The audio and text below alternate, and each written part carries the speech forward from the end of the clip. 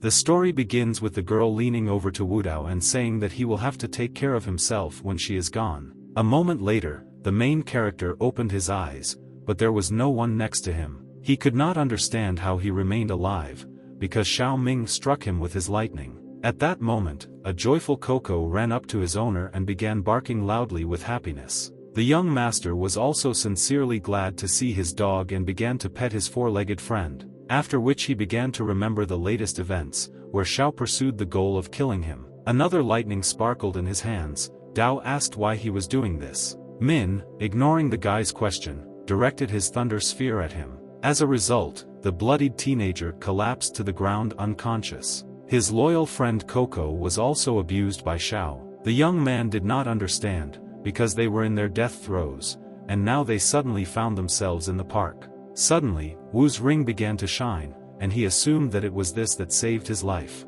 Dao was shocked, because his father adopted Ming, and he killed his entire family. At this time, Shue's voice called out to him. She urged the main character not to follow her. The girl was put into the car by Shan Wu's accomplices. Jang, breaking into a malicious smile, said that he should not have insulted him. The guy didn't understand how Qin was alive. It suddenly dawned on him that he had been reborn and returned to last year's events. He couldn't wrap his head around how this happened. Wu looked sadly at Shui. Dao was well aware that people like him were considered trash because the young man had not studied martial arts. The young master again began to remember the morning when he almost died at the hands of Shan Wu. Jiang then beat him severely and rushed to deliver his killing blow. However, brave Qin unexpectedly covered him with her body to save the teenager. Subsequently, the girl was seriously injured, and Shan Wu hurried to pick her up.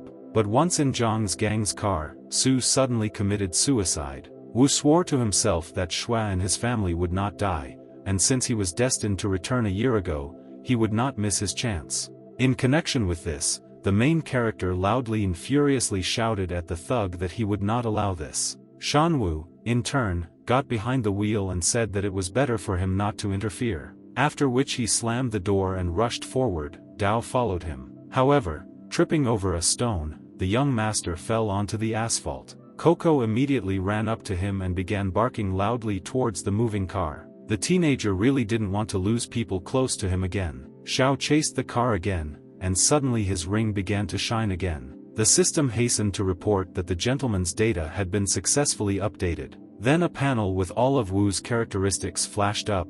He couldn't figure out what it was. The program offered to awaken his skills for a fee. The guy hastened to agree. A couple of seconds later he received a notification that the payment had been made successfully and triggered the awakening of his abilities. Golden light enveloped Dao's entire body, and the young man suddenly felt a surge of strength. He was unfamiliar with such feelings. Xiao instantly rushed after Zhang's car. His speed increased significantly, but it was still not enough. Since Shan Wu was the highest stage of the yellow dimension and Wu was the lowest, he asked if it was possible to further increase the level of skills. The program replied that with the help of money he could do whatever he wanted. The guy began to squander his savings. As a result, he reached the highest stage, but at the same time he ran out of funds. The young master was shocked by this information, because he had about 10 million on his card. He in turn continued to run after Zhang's car to rescue Qin. Meanwhile, the confident Shan Wu suddenly grabbed the girl's hand.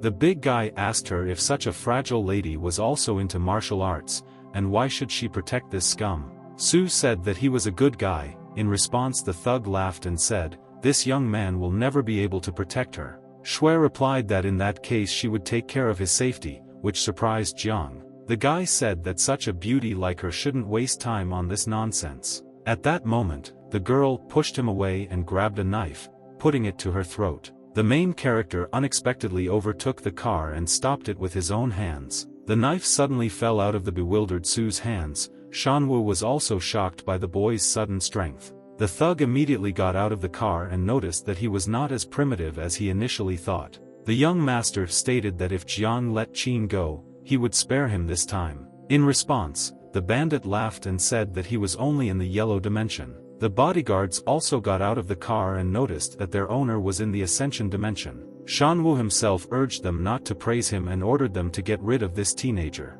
The guards instantly ran up to Wu and hurried to attack the young man. They, in turn, also had certain abilities in their arsenal, which they hastened to demonstrate. However, Dao dealt a crushing blow to them with a lightning-fast movement. Subsequently, the bodyguards did not have time to do anything before they were already defeated. Shao realized that his strength and speed were much higher than those of the same class. Su did not understand when he managed to become so strong. The main character could not make past mistakes to finally change everything. At this time, Jang put the brass knuckles on his hand and said that he pretended well, but showed his strength too early. Shao launched an instant attack, but Shan Wu easily managed to dodge the blow, after which the teenager counterattacked, actively using his abilities. Wu, in turn, never expected such speed and power from the thug. Jiang did not hesitate and delivered several more crushing blows to Dao. As a result, the young man rolled extremely painfully on the asphalt. He understood that this was the true power of the yellow dimension at the top,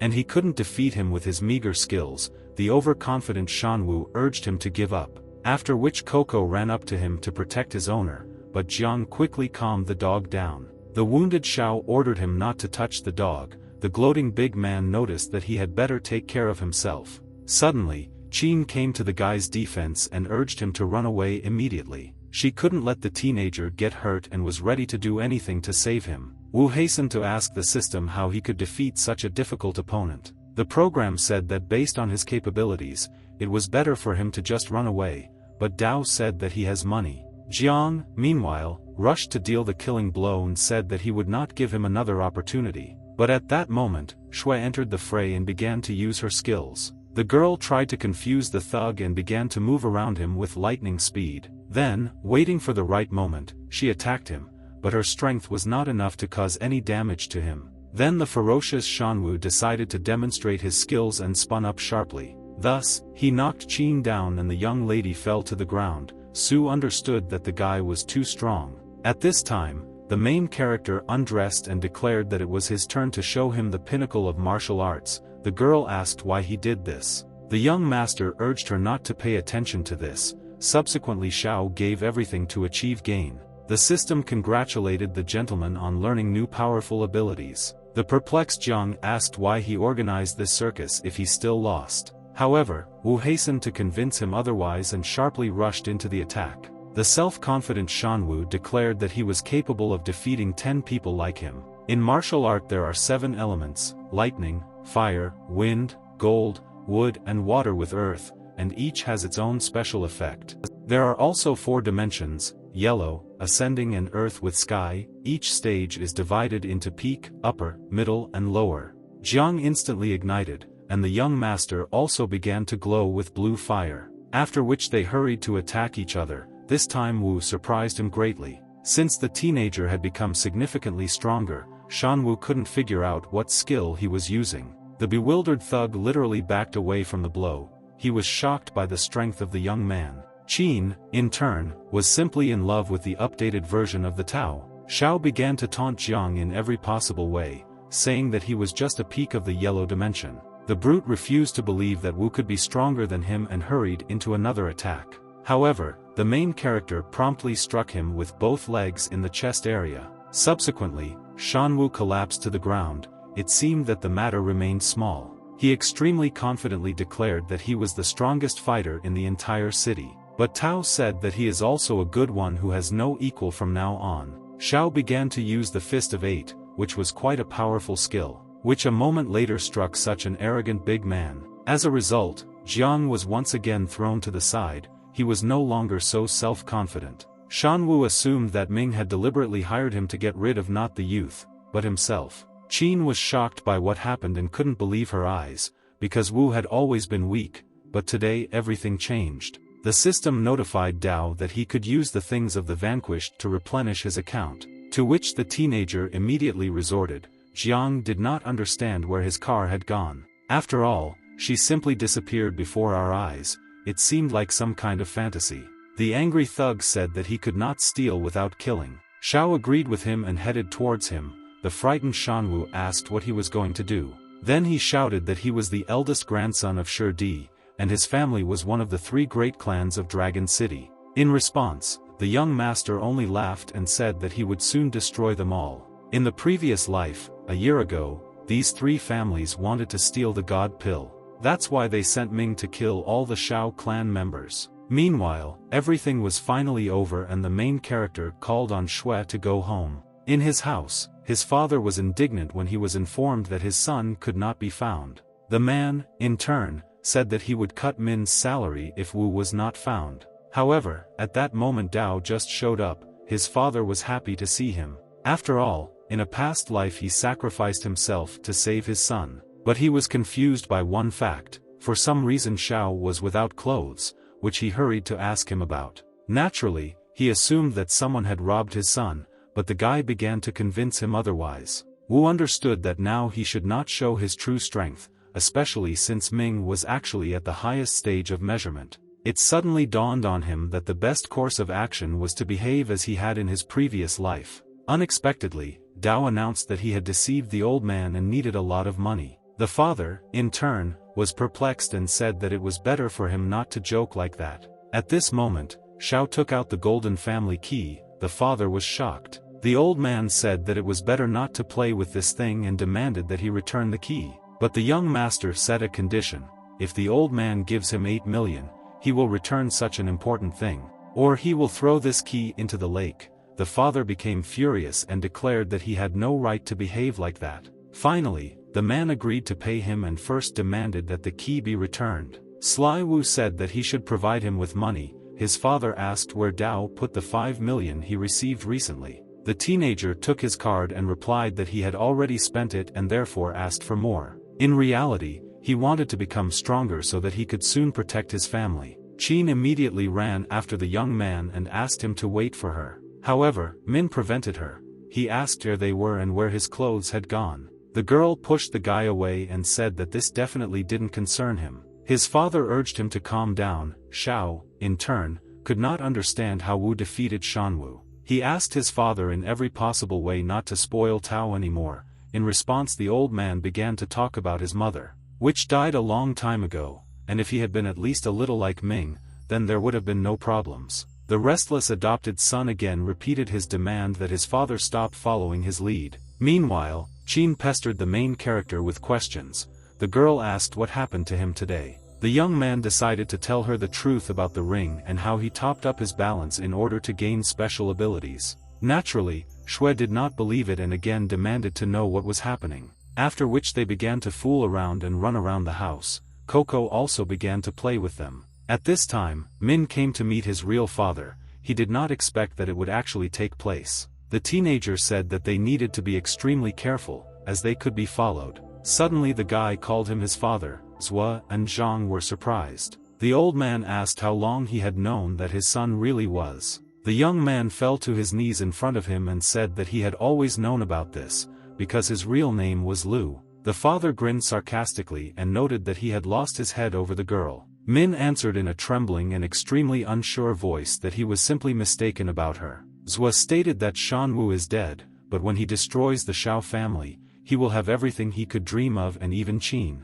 The stunned teenager asked how this happened and whether he was definitely dead. Lu replied that he was beaten to death. Ming could not understand how this could be, because Jiang was the best fighter in the Ascension dimension. In this connection, he suggested that Shui could have done this, but Zhua said that this was Wu Dao. Indignant, Shao said that this was impossible because he had blocked his martial arts. The old man said that Fu could give the guy a god pill, in which case he could gain unknown strength. Because the capsule is a very rare treasure and has the ability to change the form of martial arts. Min promised to find out everything soon. It became clear to him why Wu behaved this way, but Zhua ordered him not to interfere, since Zhang could handle it better, because he had moved to the Ascension dimension and awakened the water element. The guy, in turn, stated that even if Dao really used the god pill, he could kill him. Meanwhile, the young master was trying to sleep at home and suddenly sneezed. He assumed that it was Shui who was thinking about him,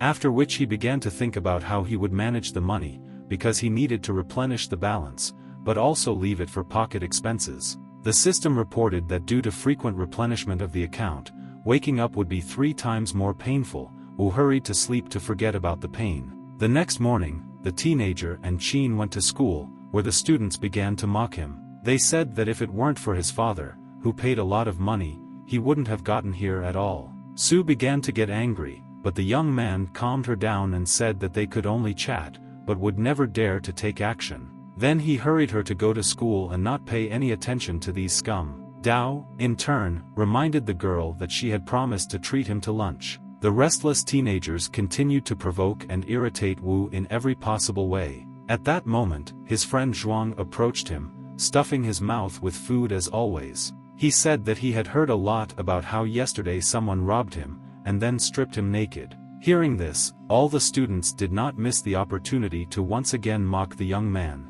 The enraged young master asked who even told him that. At this time, Zhang unexpectedly tapped him on the shoulder and invited him to fight in a fair fight. Naturally, everyone assumed that it was because of Shui and began to whisper among themselves. The main character, in turn, began to somehow hesitantly evade the answer. Then Lu repeated his offer again in front of everyone and encouraged him to fight. Wu pushed him away and said that he had no such desire. The guy was surprised. But he did not stop provoking him. Zhang began to insult the teenager and call him a coward, adding that he needs to get out of the martial arts school and not disgrace himself, and he is not worthy of Qing at all. Unexpectedly, his best friend Jean stood up for him and ordered him not to talk to him like that. Lu redirected his focus of humiliation to the fat boy and began to say that he was the weakest in school. Zhuang naturally became indignant and began to snap back. The guy got angry. In this connection, the self-confident Zhang got into the fight and struck with lightning speed. Jean, in turn, resorted to his abilities and tried to block his attack. However, the blow was extremely strong and he could not stand on his feet. Wu hurried to his aid. Lu received true pleasure from what was happening and declared that they were both nonentities and a disgrace to the school. Dao understood that in 6 months Zhuang would be able to awaken the element of gold and then become one of the best. The fat man immediately jumped up and said that he would not allow his friend to be offended. Zhang again hurried to attack and said that in this case he would kill him first. The young master instantly stood in front of Jean to protect the guy. He didn't want to show his strength ahead of time, but he had no other choice. As a result, certain plants literally grew out of the ground and enveloped Lu's feet. Subsequently, the self-confident teenager fell down. Everyone began to laugh at him. Suddenly, Teacher Lim appeared on the horizon, ahead of events. Wu said that he had nothing to do with it. The teacher immediately used her magical abilities and her hand ignited.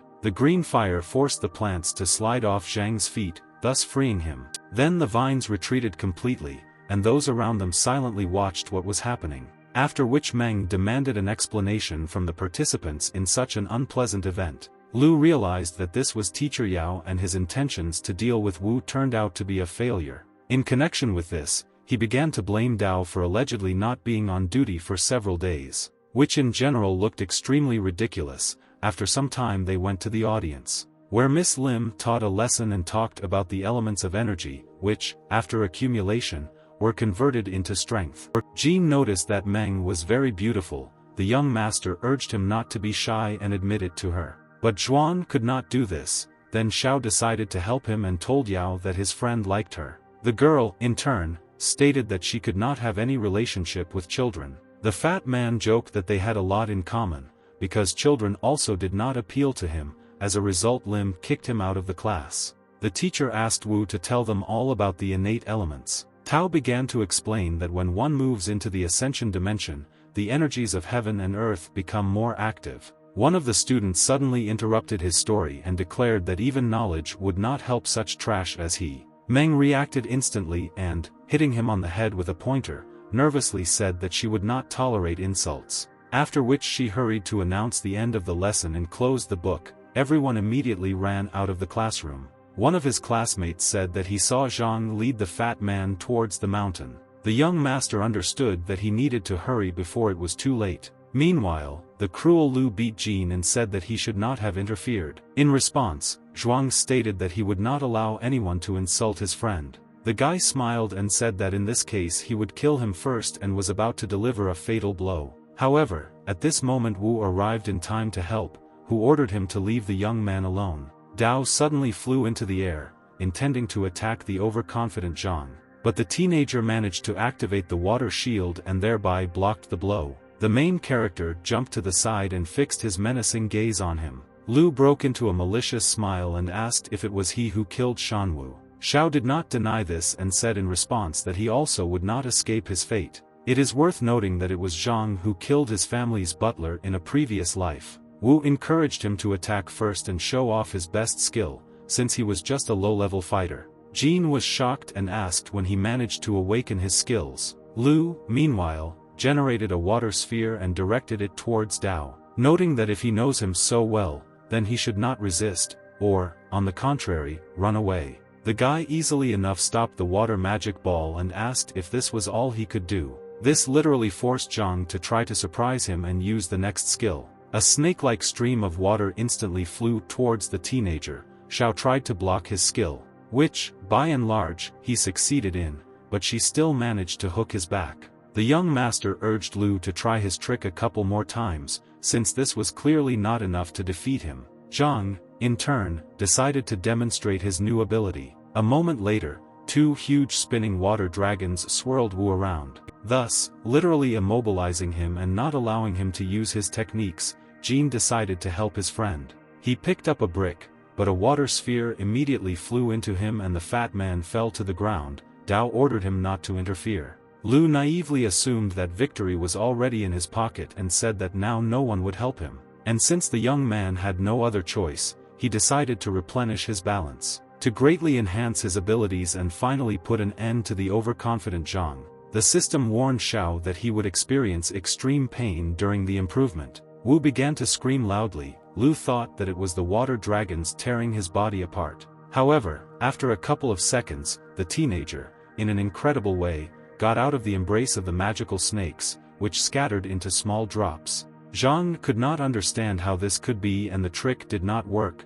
Dao said that now it was his turn to show his skills. The guy hastily began to generate his water barrier to avoid damage. Lu noticed that this shield held back physical attacks and all his efforts were in vain. The young master urged him to test whether the barrier could contain true power. As a result, he delivered a crushing blow that easily penetrated the magic shield. Zhang wondered how some teenager could have such powerful power. Then he grabbed his hands and stomped on his head, subsequently almost breaking his nose. Lu immediately began to slip out of his hands, literally turning into a stream of water. Thus, he moved to the side and regained his human form. The guy wanted to tell his father about Wu's incredible power as soon as possible, but the young man followed him and did not give the beaten Zhang the opportunity to escape. Dao blocked his way and said that there was no way back. Lu, in turn, hurried to use his water abilities. However, he never had time to do this, because the young master beat him to it,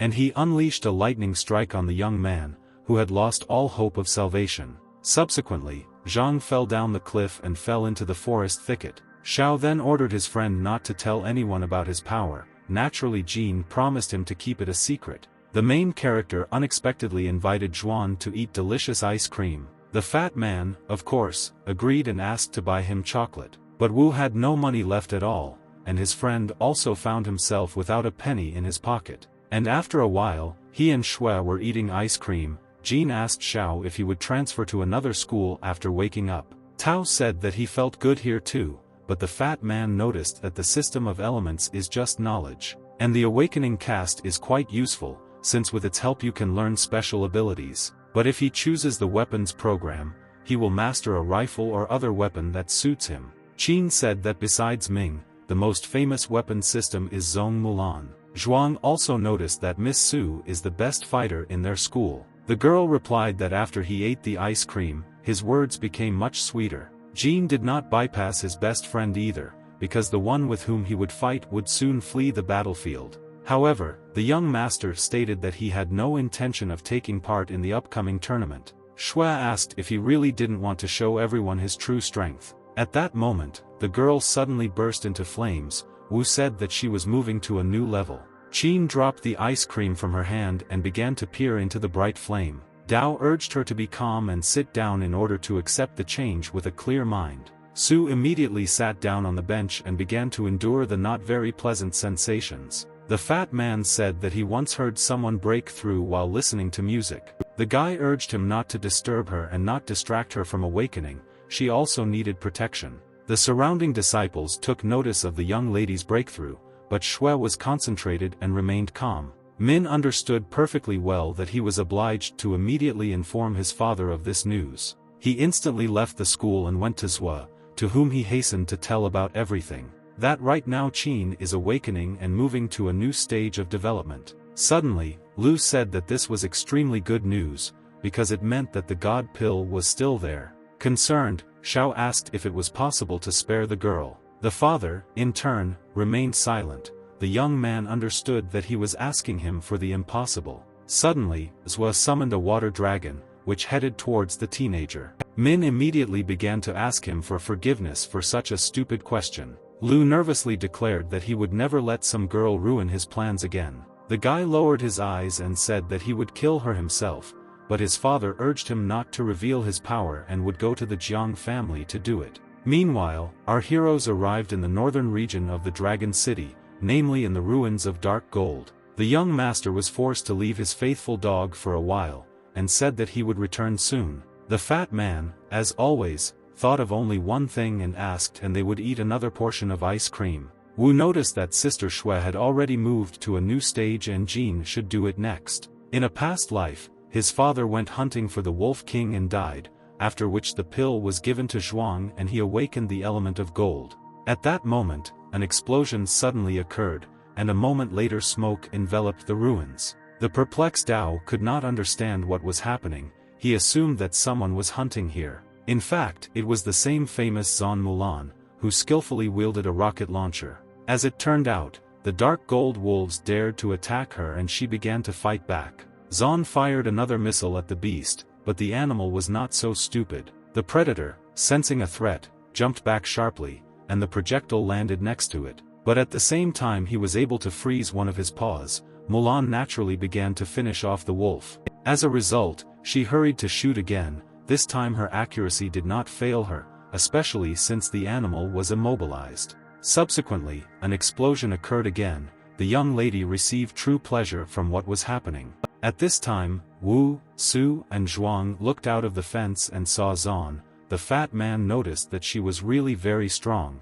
Mulan was happy that she hit the target and finally destroyed the ferocious predator. She combined her projectile with the element of fire to control it, but the silhouette of a wolf was visible in the dissipating smoke. The main character noticed that she had big problems, because right in front of her was the enraged Dark Wolf King. The girl again opened fire on the beast, but all her attempts were in vain, because the predator was extremely agile and easily avoided all her missiles. Zon, in turn, realized that she was doomed, because she was never able to hit him. At that moment, the wolf suddenly rushed towards her, but Wu arrived in time. Dao hastened to deliver a series of crushing blows to the beast, but was unable to harm it. Mulan unexpectedly recognized the young man as the same teenager whose father bought the school. The Wolf King instantly jumped to the side. Xiao understood that he would not be so easy to defeat. In this regard, he asked for help. He called on Xue to activate his trap, and Zhuang to distract the animal. The fat man began to provoke the ferocious beast and asked his friend why this role always goes to him. Qin, meanwhile, decided to test her new ability and rushed forward. She moved in a circle with lightning speed and thereby created a trap for the predator. Jean, in turn, continued to drive the Wolf King into Su's trap. Thus, the beast ended up in a circle and everything suddenly burst into flames. Thus, preventing him from getting out and escaping, Xiao then began to act. Who sharply reduced the distance with the wolf and prepared for a decisive attack. Having waited for the right moment, Wu unleashed crushing blows on the predator. Qin urged him to immediately retreat back, as the beast went berserk. He barked loudly and literally deafened the young master. Dao covered his ears with his hands, after which they began to attack him with an ice skill, which the Wolf King apparently did not expect. Xiao urged Xue to lower her fire wall and Mulan to continue firing ice projectiles. And a moment later, the predator was irreversibly inside the ice block. At that moment, they suddenly heard a painfully familiar voice. Wu realized that it was Shanjia and recommended that Su hide. The girl naturally agreed. Suddenly, Jiang and his men came out from around the corner and recognized the teenager from the Xiao family. They started asking him where he lost his girlfriend. The guy did not answer. The formidable Shangjia declared that he was here to avenge his dead brother. The young master said that it was he who killed him and he would have to deal with him. The cultivator instantly resorted to his abilities and, moving towards Dao, struck him. The young man realized why he was considered the best fighter of the wind element, but Jiang did not believe that such a weakling could kill Shan Wu. Then he turned his attention to the frozen wolf and asked what kind of statue it was. Shanjia also did not ignore Zan, whom he called a pink mop. The answer was immediate. Mulan shot at a block of ice, and the beast broke free, after which it attacked Jiang. Suddenly it dawned on him that this was actually the Dark Wolf King. The cultivator instantly used his skills in an attempt to confront the predator. However, the enraged beast ignored his attempts and continued to attack. Shangjia, in turn, was shocked by the incredible strength of the Wolf Emperor. In connection with this, he hurried to activate the magical wind shield, naively believing that this would stop him. But the predator surprised Jiang here too. It broke through his barrier and caused significant damage. The wounded cultivator realized that he could not cope with this ferocious predator. As a result, he hastened to run away, leaving behind his thugs, who literally began to beg to help them. Naturally, no one was going to do this. Subsequently, the king of the dark wolves tore them to pieces. Everyone could only watch what was happening. Zhuang urged everyone to run away immediately, but Xue noted that this was pointless, since he would catch up with them anyway. At that moment, the beast really overtook them, its eyes bloodshot. Zan said that they should do everything like last time to defeat him again, but suddenly Wu disappeared somewhere. Qin did not believe that he left them here to die, and said that he was not that kind of person. Suddenly, the enraged Dark Wolf Emperor rushed towards them. Mulan immediately began to attack him with her rocket launcher, but it did not cause much damage to him. The main character at this time moved to his car, where Coco was obediently waiting for him, and he sold the car for 10 million, but he needed 2 more to improve it. The perplexed dog did not understand what was happening and why the owner was so alarmed. Dao didn't know where he could get another 2 million missing for improvement. Looking around, he fixed his gaze on his faithful furry friend. Coco immediately began to run away, but Xiao still caught up with him and pulled off his bag, after which he hastily sold it to the system, but he was still short of 200,000. Meanwhile, the ruins were subjected to numerous explosions, but the enraged beast was extremely agile and fast. Unexpectedly, he became close to Jean and wounded him. The fat man always got the first blow. The girls were shocked and asked if everything was okay with Xuan. Xue then began to attack the predator with her fire abilities, but the Dark Wolf King was completely unharmed and hurried into another attack. Mulan suddenly realized that she was out of all her ammo. A huge predator at this time drove Qin into a trap and intended to finish her off, but at that moment someone struck him, and the blood of a maddened wolf spilled. The girl could not understand what was happening and who unexpectedly helped them. It dawned on him that this was a top-level earth element attack, but who possessed such abilities was unknown. Soon, a young master with a bare torso appeared and ordered Zhuang to eat the Wolf King's pill, which was in the head of the wounded beast, and glowed with a golden light. However, the indignant Zone stated that this was her capsule and she had been hunting for it for a long time. Wu, in turn, asked Mulan for forgiveness and activated the earthen wall. A large wall grew in front of the young lady, and she literally crashed into it, saying that he had been pretending to be weak all this time. The fat man hurried to take the Wolf Emperor's golden pill. A moment later, Jean felt a wild pain that filled his body. As a result, he collapsed to the ground and began to say that he did not expect such a reaction from his body. The main character immediately jumped up to Xue and asked if everything was okay with her. The girl sharply pushed him away and said that he should not have left them alone, because they could have died. After some time, Zhuang transformed into a strong cultivator, and his skin color darkened. The guy began to test his power and began to destroy the walls around him. The effect was truly incredible. It gained unprecedented power. Su noticed that Jean was finally able to unlock the metal element. Wu's back suddenly ached and became covered in bloody marks. He understood that these were the consequences of frequent replenishments of the balance. After all, 10 minutes before the incident, Dao sold a car with Coco's bag, but this was not enough. Then he sold a t-shirt. At the same moment, the young master felt wild weakness and pain in his body, but he couldn't give up, even though the system told him that he had reached his limit. Xiao assumed that the body of the Dark Wolf King should also be worth money and hurried to sell it. The indignant Zon said that he didn't even bother to leave her the trophy. The main character showed a wolf Fang. The guy said that he had foreseen everything and gave her the tooth. Zhuang at this time could not believe what was happening, because he had really moved to the next level. What he had been waiting for so long. Wu noticed that his friend deserved such a reward. Jean rushed into his arms and began to thank him for his assistance in development. Dao grabbed his metal hands and asked him to make a needle for him. A sharp needle instantly grew from the fat man's finger. He asked if this would be suitable. The teenager responded positively and encouraged Shui to borrow her fire for a while. They then heated the needle. A perplexed Qin asked what he was up to this time. The young man brought the wolf's tooth and asked him to make a hole in the fang with a hot needle,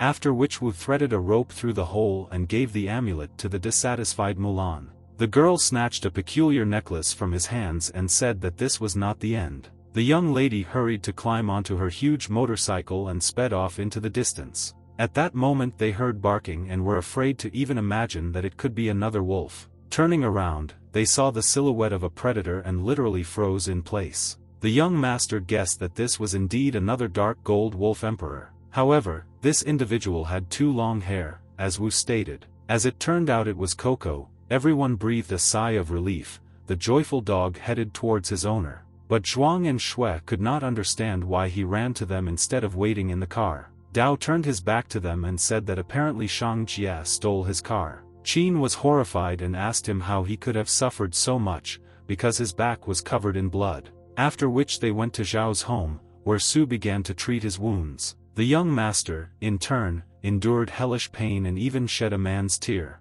The girl noticed that Miss Lim especially created this medicine for such injuries. The guy began to play the victim and asked her to give a little of her willpower, since he supposedly didn't have long left. The perplexed young lady asked what he was talking about and what it meant to give your willpower. Unexpectedly, the teenager smiled maliciously and called on her to give him a kiss. Shui blushed and asked him to come up with something else, since this was already too much. Suddenly, the main character reached out to her and kissed her on the cheek. Su called him a sly one. Then Wu busily lay down on his back and said that she even blushed a little. Qin urged him not to lie back. At that second Dao experienced incredible pain and screamed loudly. In connection with this, he leaned forward and jumped up sharply, so he literally fell on top of the girl. Their faces were only a few centimeters from each other. They looked at themselves in the reflection of their eyes. At that moment, Zhao's father suddenly burst into Zhao's room and asked what was the matter, because he heard screams.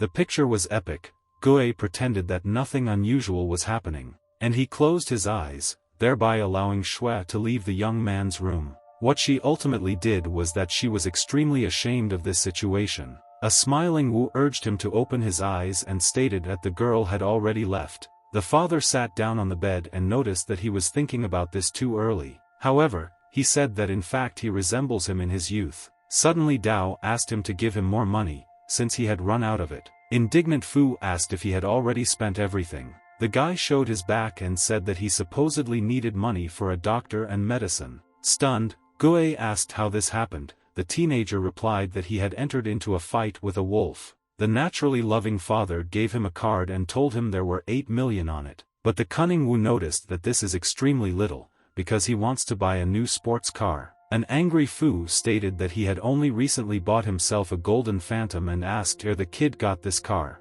The main character again pretended that his back hurt terribly. His father finally agreed to transfer him another 10 million. Xiao, in turn, was immensely happy and thanked his breadwinner. Meanwhile, Shui ran to the park, where she thought about what had happened and blamed Dao. Unexpectedly, Min gave her a beautiful bouquet of flowers. The girl was instantly delighted. Xiao smiled sweetly at her and said that he wanted to give her this gift with all his heart. However, upon discovering that it was not Wu, she was very upset and the smile abruptly fell from her face. Qin turned away from the guy and asked him to leave, as she was very busy. The dissatisfied young man asked why this major was better than him. Su replied that he treated him like a brother, and he insulted him. The teenager hastened to refute her version and stated that he was simply sheltered. Shui understood. He still did not understand anything. Then she asked if it was he who hired Shan Wu that day in the park to kill Dao. Shocked, Min asked her a completely logical question in a trembling voice. How could she know about this? The girl suddenly began to cry. Su noticed that when she was in Jang's car, she noticed the wristwatch that Xiao gave him, adding that he was actually not worthy of being called Brother Wu. Qin then ran away to an unknown direction. It dawned on Mina that she had known about this all along and had not told anyone. At that moment, Gui called out to him and asked him to come for a minute to discuss something. The guy assumed that his father began to suspect him and asked what he wanted to talk about. Fu replied that Dao's car was stolen, and he wants Xiao to help him find the thieves and punish them. The young man naturally agreed. He himself did not understand what kind of check this was from his father. Gui said that he needed help with household chores, adding that he is actually a good person and he will definitely succeed, after which he gave him a gold card and encouraged him to buy himself a new car. Ming was shocked, because even Wu had not received such an honor. The father also noticed that Dao dishonors the family and, unlike him, he can lose his head from so much money. In addition, he promised his mother to treat him as well as Xiao. The teenager felt uneasy. He took the card, but this situation was extremely unpleasant for him. Min began to remember his childhood, how he and his named brother played near the shore of the lake. Then everything seemed so simple and you didn't need to play the role of someone to get what you wanted. The sad young man looked into the water and realized what he had done.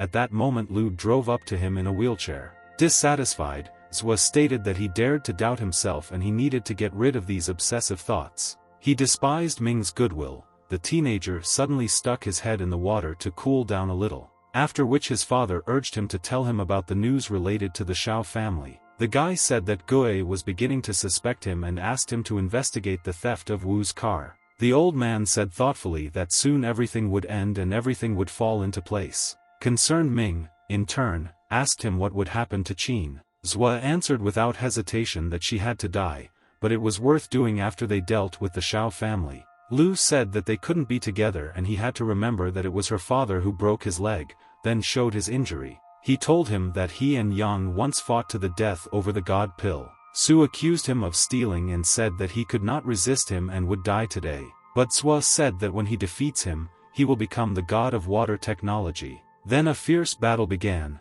in which Ian injured his legs and as a result he remained crippled. Lu furiously told Ming that he should have been called the god of water, but instead he was in a wheelchair. Xiao at that moment vowed to kill them all and he would start with the major's family, and then take away the capsule of God. The old man was more than satisfied with his son's attitude and he noticed that he would succeed. Meanwhile, the main character taught Coco his commands, but the dog was reluctant to listen to him. Suddenly, the young master's hand caught fire, and his furry friend immediately began to act. He began to jump in different directions, and earthen barriers began to appear on the field. This result did not satisfy Wu, because he wanted to get lightning, but instead there was the element of earth. And with such a skill, he would not be able to protect his family in the future, since the earth was much weaker than lightning or fire. In this connection, he needed to awaken at least one more element. Naturally, Dao hurried to turn to his system for help, to immediately replenish your balance and finally get your hands on the lightning element. But the program suggested that he delay the replenishment, without which Xiao could not defeat even Shangjia, not to mention Ming. And it was not possible to protect loved ones at this rate, so the guy insisted on topping up his account. A moment later, Wu felt incredible pain and began to scream loudly. Tao, in turn, realized that the path from earth to gold is not easy. His clothes suddenly began to tear on him, and the pain intensified. This was the second wave. At this time, he was discovered by an old man who said that Teacher Lim had arrived. The young master urged him to immediately call Teacher Meng to help him. A moment later, Yao approached him and noticed that he had quite serious injuries. And the one who attacked him is a fairly good fighter who uses the element of metal. The main character said in a choked voice that talking clearly wouldn't help him. After a certain time, they moved to a room where Lim began the treatment procedure. Meng noticed that the laws of yin and yang are indestructible and trees that have lost their leaves will bloom again after a while. Then she began to move her hand along the teenager's back. Her movements were accompanied by healing branches. Wu's wounds suddenly began to heal, and his body was engulfed in green flames. Dao said that surprisingly it turned out to be a rather pleasant procedure. At a certain point, his injuries completely disappeared from his back, and the system added another 7 million. Lim said he needs to watch his diet over the next few days. He also needs to drink more water and less spicy food. Xiao suddenly felt dizzy. He assumed that this was due to an overdose of the wood element and leaned his elbows on the teacher. Teacher Yao immediately generated a mace and stated that there was no way to cure his dizziness. The teenager instantly said that he suddenly felt better and was fine. Then she urged the young man to go to school, since he really felt better. Wu said that the dizziness might recur. In passing, Meng noticed that Ma Dong and Shui were taking part in the exam today. Dao immediately hurried to get dressed and said that, as an exemplary student, he could not afford to miss classes. Suddenly the girl turned around and, spreading her smile, said that the whole school knew his secret. Meanwhile, Qin encouraged Ma to move on to the next round of their great exam. Don, on the other hand, was a strong opponent and mastered the element of metal in the lower dimension. Su declared that she could not defeat her and hurried to attack her opponent with the help of her abilities. Subsequently, it caused significant damage to her and the girl began to bleed. It is worth noting that even if you spend a huge amount of money, it will not yield results without learning the basics. And since the main character wants to get the lightning element, he needs a lot of time and money. At this time, Ma turned her hand into a metal hammer and rushed to attack. However, Shui, in turn, dodged the blow in a timely manner and fell to the floor. Then she instantly activated fire, which gave her speed. Thus, she escaped Dawn's pressure and emerged unharmed. Then she hurriedly resorted to the next flame skill to burn everything to the ground. After a couple of seconds, everything around her opponent burst into flames, which literally confused her. Ma said that Qin had no right to use such a cruel technique. It was only the beginning of the fight when Dawn already felt powerless. She suddenly fell to the floor. Shui understood that now was the time to finish her off and rushed to the attack. Su used the butterfly dance to confuse the self-confident girl. The young lady said that at first she broke her spirit, and now she is trying to kill her, but it is all useless. Qin decided to convince her and prepared a fiery strike. Ma began to form a shield. And a moment later, Shui delivered a powerful blow directly to the metal barrier. Thus, none of her attacks reached their target. Su was surprised. Dawn successfully cultivated the metal element and was even able to produce white silver. However, it was extremely premature to say that she won this fight. After which she delivered a crushing blow with her hammer, as a result of which she broke through Qin's defense. The girl flew to the side and understood that it would not be so easy to deal with her. The audience instantly perked up and urged Shui to surrender in every possible way, because if she defeated Ma, she would be in trouble. It was a sharp turn in the fight, but Wu, in turn, could not help but support her. Surprised, Su thought that he was recovering at this time, but Dao still came. Xiao urged her to use her fire technique, because flame melts metal, no matter how you look at it. The girl regained self-confidence and set off towards victory. At the same time, actively using her abilities, she also did not forget about the butterfly dance. Each of her blows carried a terrifying flame that was addressed straight to the dawn. Ma couldn't understand what Shui was up to and why she really wouldn't just give up. After which she also rushed to the attack. The battle was truly exciting. Each of the participants did everything possible to win this competition. The announcer noted that Qin was able to lure Ma into the fire trap again, and her flames even entered the magical stage. Thus, the fire gradually burned Dawn's metal sphere, which means she had big problems. It is worth noting that the highest stage for earth is volcanic stone, for water it is ice, and for fire it is magic flame. What Su was striving for, the young master shouted to her that there was very little left to put the finishing touches on her. Since Shui was running low on mana, she decided to use the fire snake. And after a couple of seconds, Qin appeared from the flames riding a fire monster. Ma immediately activated her metal barrier, but it did little to help her, because the fire still melted the metal, and Dawn was in great danger. The opponent was well aware that she would not last long and held on with all her might. At a certain point, she burst into tears and gave up, asking Su to stop her attack. The announcer was pleased to introduce the winner of this confrontation, who became Shui. Everyone applauded the girl, and the announcer said that crying in battle is a shame. Ma, in turn, was absolutely depressed and could not understand how he lost. At that moment, the satisfied winner approached her and said that she accepted her surrender. The spectators in the stands literally went crazy and called her the goddess of flame. Qin herself rushed into the arms of her beloved Tao and said that they had won. The main character noticed that she was the one who won, and he just gave a little hint. The young lady suddenly kissed the young man on the cheek and laughed shyly. Then she took his hand and offered to watch Mulan, who also took part in the tournament, watch the fight. Naturally, the guy agreed, and they went to the tribune room. However, at that time an ice block was flying at them, and everyone around them began to shout to her about it. Ming also watched what was happening, but could not help her, because she was his enemy. The young master suddenly turned around and noticed a monolithic stone flying straight towards them. He hurried to grab Shui and jumped to the side with her,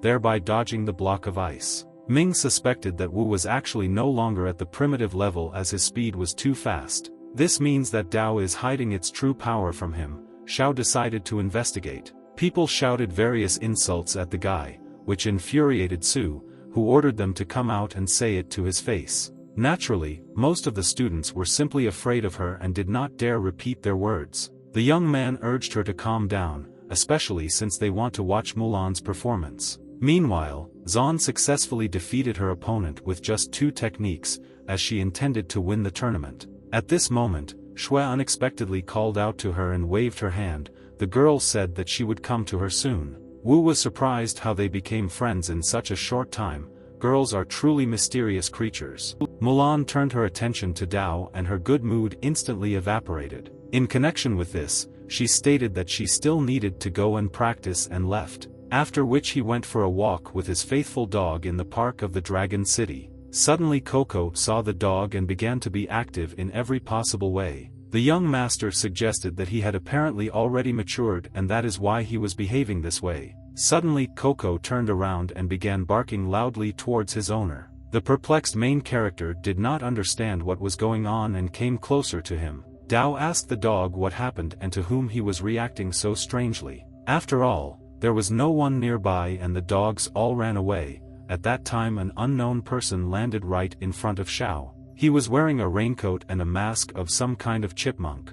The young man assumed that he was a robber. Suddenly the stranger spoke, "Heavenly thunder," like the name of a certain sect. The unknown person suddenly sparkled with lightning and it dawned on Wu that it was Ming, but why he began to suspect him so early remained a mystery to him. The stranger carried out an instant lightning attack and directed his lightning into Dao. As a result, an explosion occurred near the tree. Xiao managed to jump to the side. The teenager didn't know what to do, replenish his balance in order to equalize his strength, or simply run away. However, he had too little money to replenish his account, and it was also impossible to attack, because he would reveal his true power. Afterwards, Wu hid behind one of the trees, but then remembered that his mother always urged him not to go near the trees during a thunderstorm.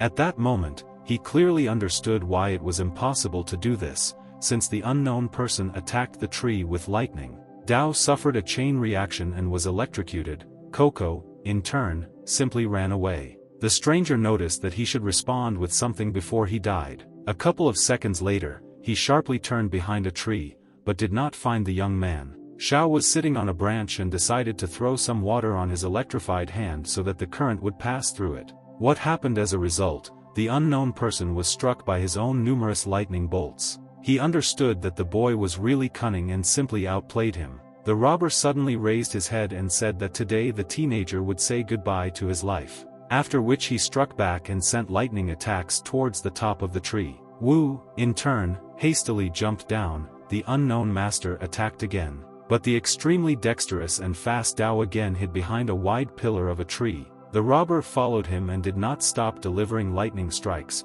urging him not to run away and to give him a fight. Suddenly, the young master saw his Coco running towards him. The main character ordered the dog to immediately run away so that he would not be subjected to a thunderstorm attack. At this time, his friends came to his aid. The Qin fire snake rushed towards the stranger, as a result of which an explosion occurred. Zhuang suddenly came out of the smoke and ordered him to get out of here. Without thinking twice, the fat man dealt him a crushing blow with his metal hand. Wu realized that the dog had actually run for reinforcements and had not abandoned him in the lurch. The unknown person, in turn, decided to use the ice technique this time. He immediately sent blocks of ice at them. Dao ordered everyone to quickly disperse. Shui could not understand who he really was, because he had a double element in his arsenal. Xiao sadly said that they could not cope with him, then they were inevitably enveloped in ice. The girl noticed that she was happy to die with him. Suddenly they reached out to each other with their hands. Ming spent quite a lot of energy on the formation, but the result was worth it. Since they turned into blocks of ice and could not do anything else, the guy began to finish them off riding an ice dragon. Although he didn't want to do it, in order to get the god pill, Qin also had to die. Ming naively believed that one of the 3 pills would soon become his and he would become the owner of incredible power. Wu, meanwhile, took out his tongue and began to melt the ice with it to form a small hole. Xiao was halfway to destroying them all with his lightning attack. Dao began to melt the ice more diligently with his tongue in order to be able to use the technique. Ming's lightning rushed towards him at that moment. The ice had just managed to melt a little. The young master understood that he was obliged to save the others at any cost, even if he himself died. And as soon as Wu used his earth ability, he noticed a flying projectile in the sky. It was Zan. Mulan naturally could not leave Shui in trouble and shot at the enraged Xiao. The guy, in turn, was dumbfounded by the fact that this was the rose of a weapon. The girl stood opposite him and fixed her menacing gaze on Ming. He never thought that Zan would help such scum as Dao. The young master immediately began to shoot ice spikes at the girl. However, she was not stupid and, jumping into the heights, eliminated the threat with her cannon. Mulan stated that she did not know who he was, but could easily incinerate him. Ming was surprised how easily the young lady was able to figure out his most dangerous trick. He understood perfectly well that he would definitely not be able to resist the 4 and hastened to retreat. Zan shouted after him that he was a coward and should continue the battle. The girl said that it was Wu who was to blame for everything, but Dao, on the contrary, praised her. He then asked for forgiveness for their past misunderstanding and called for his release. Mulan simply turned around and left in an unknown direction. A perplexed Xiao asked what she was doing. As it turned out, the young lady decided to make a fire to melt the ice. She noticed that Qin would be able to defrost herself. Zhuang was also not afraid of the cold and it worked, but he needed help. The teenager replied that it was also necessary to rescue his dog. Zan assured that she would take care of Coco. A few minutes later, our frozen heroes were already warming up by the fire. Mulan asked who it was and why he wanted to kill them all so vehemently. Xiao understood that now he could not reveal all his cards and therefore replied that he had no idea. Meanwhile, Coco found Ming's camouflage clothes and brought them to the owner. The teenager praised his furry friend. Then they all said goodbye and went home, thanking once again for saving the zones. Heading home, Wu and Shui met Feng, who announced that he would be her opponent in the duel tomorrow. Xian naturally really liked Qin and wanted to chat and make friends with her. The girl, in turn, said that she would take note and prepare for tomorrow's meeting on the battlefield. The guy literally did not take his eyes off her and said that it was better for her to give up right away. Because his main element is water, which will extinguish her fire, he himself did not understand why he was talking to her like that. Naturally Su replied that this was impossible and she would see tomorrow what kind of master he was. The young master found himself thinking that this Feng was an extremely suitable sparring partner. In response, Xian said that tomorrow the young lady would regret her decision and he would beat her until she cried. The main character did not like the teenager's arrogant behavior. Seeing that Wu was boiling with anger, Shui hurried to calm the young man. Dao asked if she was sure that she would defeat this guy. Su replied that he actually had the highest stage of cultivation and an opposing element. Therefore, she cannot be 100% sure of this. Xiao wanted to help her in this more than just matter. Suddenly, Feng turned towards the river and began to absorb water energy to counter Shui. At that moment, a certain stone began to grow from the ground. Xian did not see this and continued to perform his manipulations with water. A moment later, the stone grew even larger and rested against the teenager's body.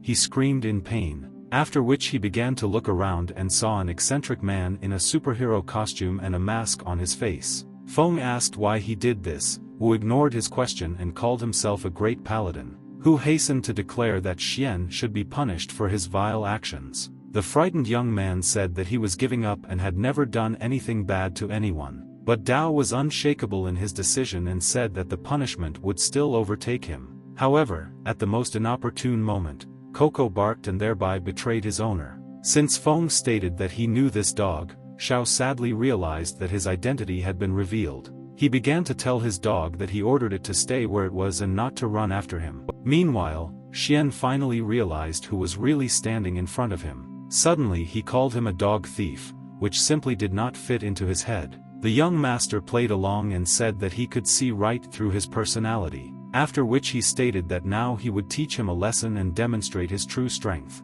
A moment later, he summoned a huge water dragon, which rushed to attack. The protagonist hurried to use his earth defense technique. As a result, a large stone wall gradually began to grow out of the ground. Subsequently, Wu was still able to block Xian's blow and the water flew into the barrier. Feng was shocked by the strength of the stranger and assumed that he was a teacher at their school. Dao noted that the earth absorbs water. Then the young man hurried to generate an ice spear and declared that this was the highest level of the water element. Xian then immediately headed towards Xiao and literally broke through the earthen wall. However, striking the teenager in the body did not achieve the desired result. Wu didn't even struggle to show the power of the metal element. Ultimately, the ice spear shattered in his hands when it collided with the iron body of the cultivator. Shocked, Feng asked how this was possible and who he really was. Dao ignored his question and delivered his crushing blow. The guy flew to the side. Not understanding how he could have two elements at the same time, Xiao urged him to take sick leave tomorrow. But the teenager turned out to be extremely stubborn and did not want to accept defeat. As a result, he created a flood of the highest dragon, naively believing that this would stop him. Wu again used his ability and literally rose to the heights on an earthen platform. Noticing that his water would not be able to reach such a height level. However, Xian, in turn, still tried to create a huge tsunami. Thus, he himself was up to his neck in water, but was never able to reach the height of the unknown master. Dao said that he deliberately chose this place for the battle, since there are a huge number of depressions and hills. The perplexed Feng continued to make every effort and tried to understand who this powerful man really was. After a certain time, Xian began to run out of energy, and he was still unable to reach Wu. From powerlessness, the teenager suddenly fell to the ground to take a short break. He had no idea how his ardent desire to demonstrate his power to the Tao would turn out. Suddenly, the water, like a tsunami, pushed off from the Xiao stone wall and rushed towards Feng. A moment later he was literally washed away by a huge wave. The guy began to scream and call for help. The young man, in turn, absolutely calmly went downstairs and called on Coco to go home. However, at that moment, Xian loudly shouted to him that he could not swim at all. The young master thought it was a joke. How could someone with the water element not be able to swim? Suddenly, Feng began to drown and abruptly went under the water. The main character realized that he really wasn't joking. The extremely smart dog hurriedly took off his bag and hurried to the rescue. He bravely threw himself into the water. Even his master Wu did not expect this from Coco. As a result, the dog swam up to Xian and grabbed him by the hair with his teeth, after which he began to pull him towards the shore. Dao praised the brave dog and also rushed to the aid of the narrow-minded Feng. He did not even notice how his mask fell off. Finally, they pulled the owner of the watercraft ashore, and Xiao asked why he had not learned to swim. The young man replied that, according to his logic, anyone who plays computer games should be able to create them. Then he thanked him for saving him, but the teenager did not want to enter into an argument with him and try to refute his stupid logic. At this time, the surprised Xian saw his face. Wu realized that he had lost his mask somewhere, and since he still recognized him, he should have gotten rid of him quickly. But Feng was not a member of a great family, and Dao could not harm an innocent person. The guy did not know what to do. Xian said in a trembling voice that he was a master from the Earth Element family, and he was recently attacked by a man who possesses two elements at the same time and he should be on his guard. It was hard to believe, but Feng's stupidity really knew no bounds, because he mistook him for someone else. Then he also said that that scoundrel stole his dog. Incredibly, but even Coco was much smarter. Xiao petted his furry friend and they slowly walked home. Xian noticed that he had the same cloak as the attacking master and asked where he could buy it. Wu asked if he was going to take sick leave tomorrow. Feng said that he even had similar questions to that guy. The next day the tournament continued. Student Zan once again demonstrated her superiority on the battlefield. Mulan was literally toying with her opponent and shooting a bunch of projectiles at him. The flying participant, in turn, said that she was too cruel. Shui could not understand when he managed to awaken the element of fire. Zhuang said that in fact, Dragon City is full of talents. The burning enemy Zon hastened to report that he had not awakened the flame element and asked for help. The young master smiled and replied that it seemed like he couldn't be helped after all. The judge declared another victory furiously for rows of arms and called Su and Feng into the ring. The audience instantly perked up as they eagerly awaited Qin's appearance and began shouting her name. Shui was noticeably nervous before the fight, but the confident Wu noticed that she could relax, because victory was in her pocket. The girl was the first to enter the arena, but Xian was still not there. He was again called to enter the fight. But no one appeared. Suddenly they called out to him and told him that there was unpleasant news, which he hastened to voice that Feng had a sharp stomach ache, and Su automatically won. The indignant girl realized what was going on and asked Dao why he did it. The young man called her to calm down and explained that he supposedly just talked to him. Shui began to ask the teenager to teach her how to make her opponent suddenly get a stomach ache. The young lady was not particularly intelligent, and Wu simply smiled in response. Zhuang and Meng were called into the ring next. The fat man said that Jiang had recently awakened the element of wind and he was a little scared. However, Xiao urged him to relax and listen carefully to the advice, and then he would definitely win. Joyful and also not particularly bright with intellect, Jin thanked his friend for his help, after which he gathered his strength and entered the arena, before which Dao stuck something on his back. The girl, in turn, also went to the battlefield to show what she was capable of. Zhuang did not understand why Wu asked him to turn his back to her and sit down, but he decided not to bother about this and just follow his friend's instructions, because he couldn't advise him of nonsense. Men noticed the inscription on the back and began to read it.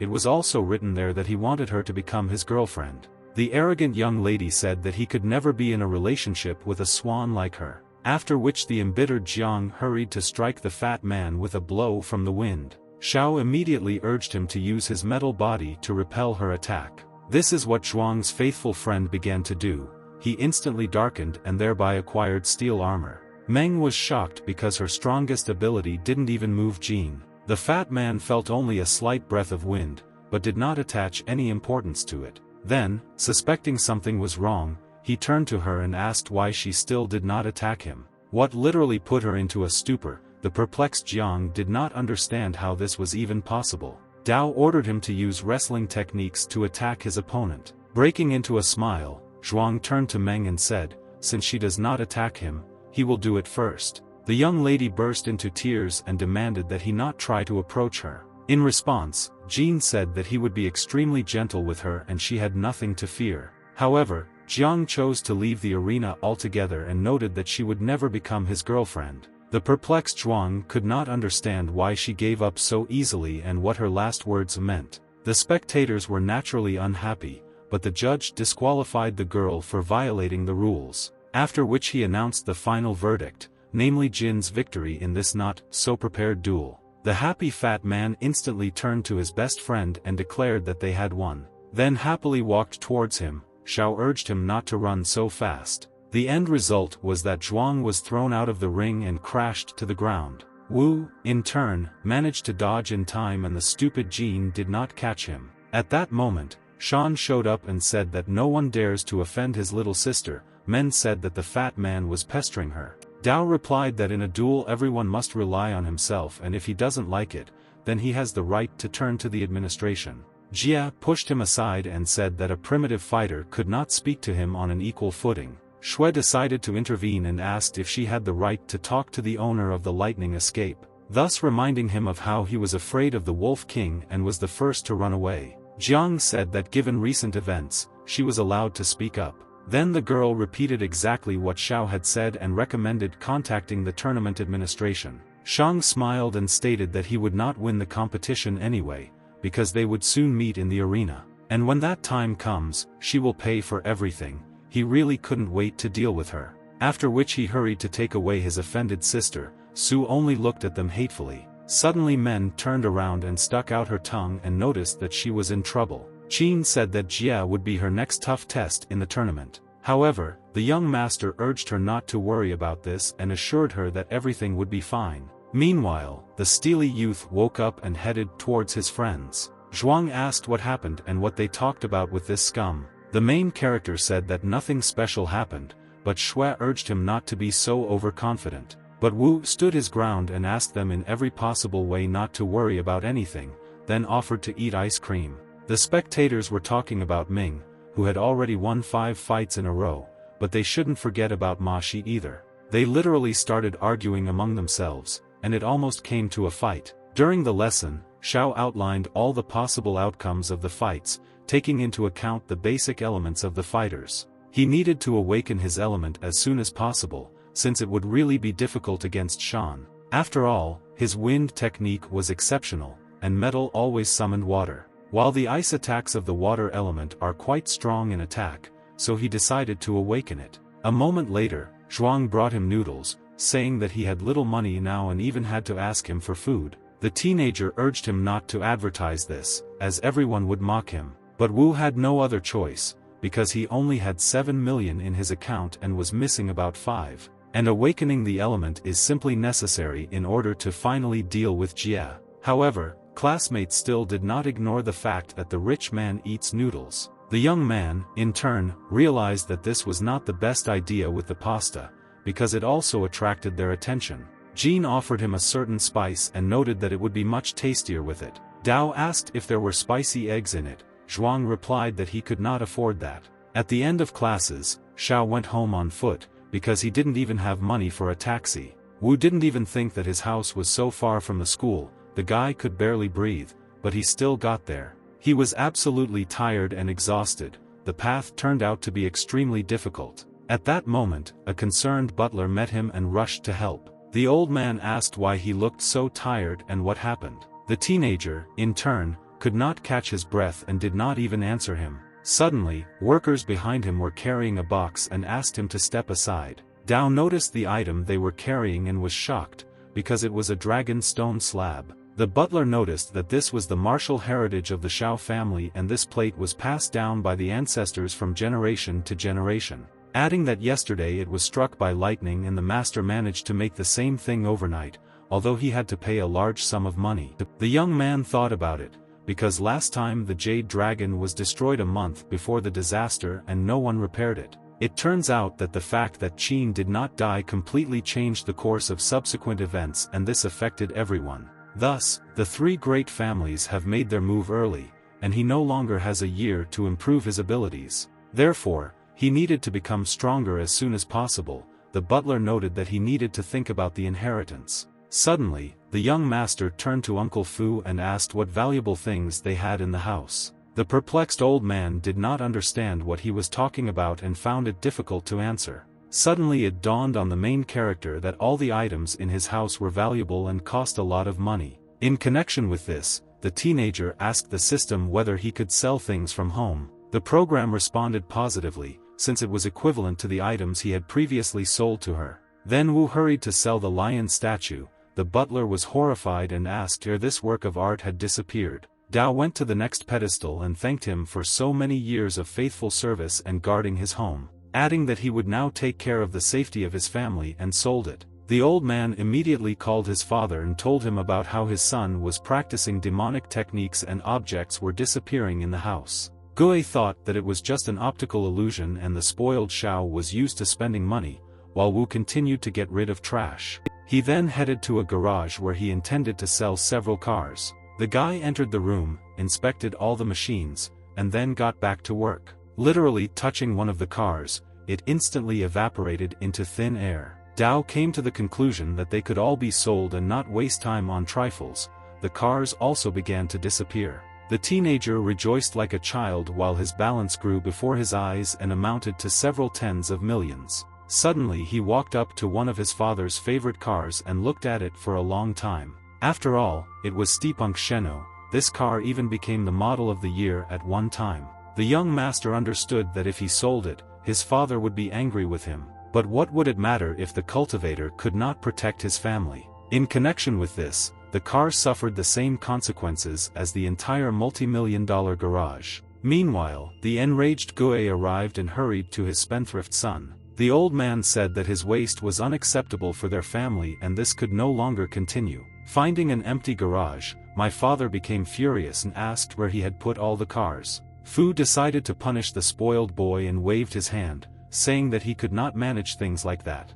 Wu stated that his mother was now gone and there was no one to protect him. Suddenly Gue froze in place. He grabbed his head and said that he had probably sinned greatly in his past life, but Dao said he was doing this for the good of the family. The perplexed father angrily asked what he was doing and how in general it could help them in the future. At this moment, the main character calmly approached his Maybach, in which Fu arrived. Gue asked what he was going to do. A second later the car disappeared. The young man received about 1 billion for it. The old man fell to the ground and did not understand how he could have such a son. He almost had a heart attack. Meanwhile, Shan was driving in his car and casually took a cigarette out of his pack. Suddenly, right in front of him, a stone wall literally grew out of the ground. A moment later, the car crashed into the wall and began to smoke. Jia was shocked and did not understand how it happened. Wu deliberately chose an area with hills and therefore there was no wind. He wanted to end it. Dao suddenly appeared in front of him and declared that this road belonged to him. More people started getting out of the car. Shao couldn't understand why there were so many of them. Shan said that he guessed how they dealt with Feng. Several of the Jiang family's henchmen immediately rushed to attack the teenager. In doing so, they naturally resorted to their wind technique abilities. One of the family members said that he had crossed the wrong people's road and would now see the power of the wind. Wu at that moment activated stone structures, which again began to grow out of the ground and caused considerable damage. Unexpectedly, Dao was able to get around from both sides and hastened to attack the guy. Shao instantly set up 2 stone walls right in front of them again. As a result, their powerful blows hit the earthen structures. They completely pierced them, but the young master was already on the other side. The main character understood that the element of earth is limitless, but its protective properties leave much to be desired. The cultivators noticed that he, from his element of earth, could not do anything to them. Jiang urged them to take action and not waste time on meaningless conversations, and he was also eager to find out who this young man was. Subsequently, they used their most powerful skills and brought them down on the teenager. Thus, on the one hand, a huge tornado was approaching him, on the other, a magical whirlwind. Wu, in turn, realized the seriousness of these techniques and did not know what to do. At this time a powerful wind tore his mask from his face. Suddenly men said that his face was very reminiscent of Tao. Jia was shocked by this assumption, because he believed that that primitive boy could not be so strong. Shan stated that no matter who this scum was, they would soon find out anyway. Meanwhile, Shao was demonstrating his strength to the fullest. Even the cultivators were commenting on his speed. The tornado passed through him, but the young master did not even move, as he had acquired a golden body. Everyone was shocked that the boy had 2 elements, especially gold, which was the best. The main character hurried to show them real strength and hit the ground. Thus, the soil under the feet of the perplexed cultivators literally spread apart, and they all fell into a deep hole, realizing that this guy had the highest level of earth skill. Jia, as always, hastened to escape from the battlefield, but men ordered him to save their relatives. But Shang still broke free and ran away in an unknown direction. Then Jiang shouted that she could handle everything herself. Wu realized that the masters of the wind element were not even comparable to this self-confident girl. Shao noticed that he knew how dear she was to her brother and showed his gold-covered fists. Naturally, men realized who she would have to fight against, and activated the wind shield. Dao, in turn, used a level 8 golden strike, which could simply destroy her magical barrier. The young lady suddenly burst into tears and collapsed on the ground, which the teenager did not expect. She said that she was very scared. The main character instantly stopped attacking. However, her brothers encouraged her not to give up and assured her that she could heal her wounds. Shan could only watch what was happening from the sidelines and feel helpless. Sister Jiang, meanwhile, crawled to her cowardly brother in tears. Wu suddenly hit her and thereby threw her into a pit, declaring that he hated their entire family. Jia caught her and began to calm her down, saying that they would definitely take revenge on this scum. Unexpectedly, he still plucked up courage and nervously said that the guy had to die. The brothers naturally began to encourage him and urge him to finally deal with this kid. Shan began to activate his ability, and a strong wind rose in the area. A moment later, Jiang released a sandstorm towards the young master. Wu easily blocked his blow and declared that it would show him true strength. At this time, Jia released another whirlwind at him, but Dao did not budge. The brothers naively believed that the strongest representative of their family would defeat the madman. Shao noticed that he used a high-level wind skill, but he didn't even suspect that he had driven himself into a dead end. After which he hurried into another attack. Jang became noticeably nervous. The main character aimed his mighty level 8 golden fist at Shan. Jia immediately surrounded himself with a windy barrier. Wu noted his intelligence and understanding of the interaction of elements. Then he delivered a lightning strike straight to the shield, but was unable to penetrate it. Because of this, he jumped to the side and climbed a tree. Jiang was at a loss. Just like his brothers, who could not understand how this man survived. The young master was extremely upset by the fact that he could not harm Shang. Suddenly, Jia was behind him and launched a series of devastating attacks at Wu's back. Noticing that he had missed the most important thing, the wind speed, Dao received significant damage. After which he collapsed to the ground. He clearly did not expect such a turn of events. After all, Zhang's element opposed him. Shao hastened to spend his last money to strengthen himself. Then he was subjected to incredible pain, but this was necessary to awaken the element of water. Shan believed that he would now end his life. The teenager, meanwhile, activated the newly learned foresees technique. A water serpent broke free from the water, and Jia heard a suspicious sound. He began to look around and could not understand where the noise was coming from or what was happening. A moment later, a huge water dragon fell on him from above. Everyone was shocked that the master had 3 whole elements. Wu said, "This is their end." At this moment, men unexpectedly climbed up the mountain. Shang urged her to leave immediately. But the restless Jiang still began to help him restrain the power of the water element of Tao. It is worth noting that they tried with great difficulty to restrain the ferocious snake. Jia urged the unknown to finally take off his mask and show his true face. Shao promised that he would do this, but later. Suddenly the water began to turn into ice and it became increasingly difficult to hold the defense. The brothers urged them not to give up. At a certain point, they were forced to crouch under the onslaught of the serpent in order to continue to hold it back. Suddenly the ice began to crumble and pieces of ice began to fall on them. Shan heroically covered his sister with himself. Thus, he exposed himself to attack and was wounded, sprinkling blood on a snowstorm in the form of a dragon. The main character, in turn, managed to generate an ice spear and prepared for battle. The mutilated Jiang began to ask Wu to spare at least Meng. Dao silently looked at them. Jia took a step forward and said that he could kill him. The spear was a few centimeters away from him. However, for some unknown reason, the young man left them alive and said that he would kill him next time. Then he simply turned around and left, and late in the evening his little sister dragged the wounded Shan home. The worried girl asked her brother how he was feeling. Jiang only groaned painfully. The perplexed Min, in turn, asked them what happened. Jia seemed to use his last strength to suddenly hit him and call him a hypocrite.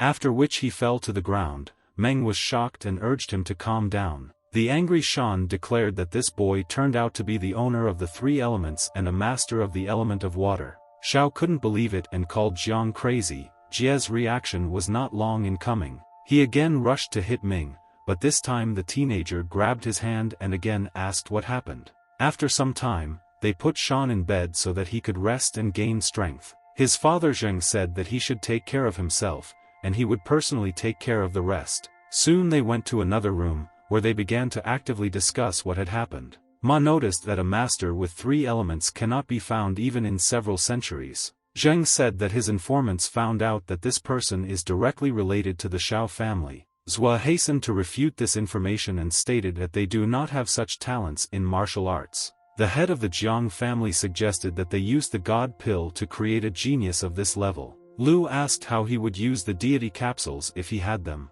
Zheng replied that he would naturally give them to his sons.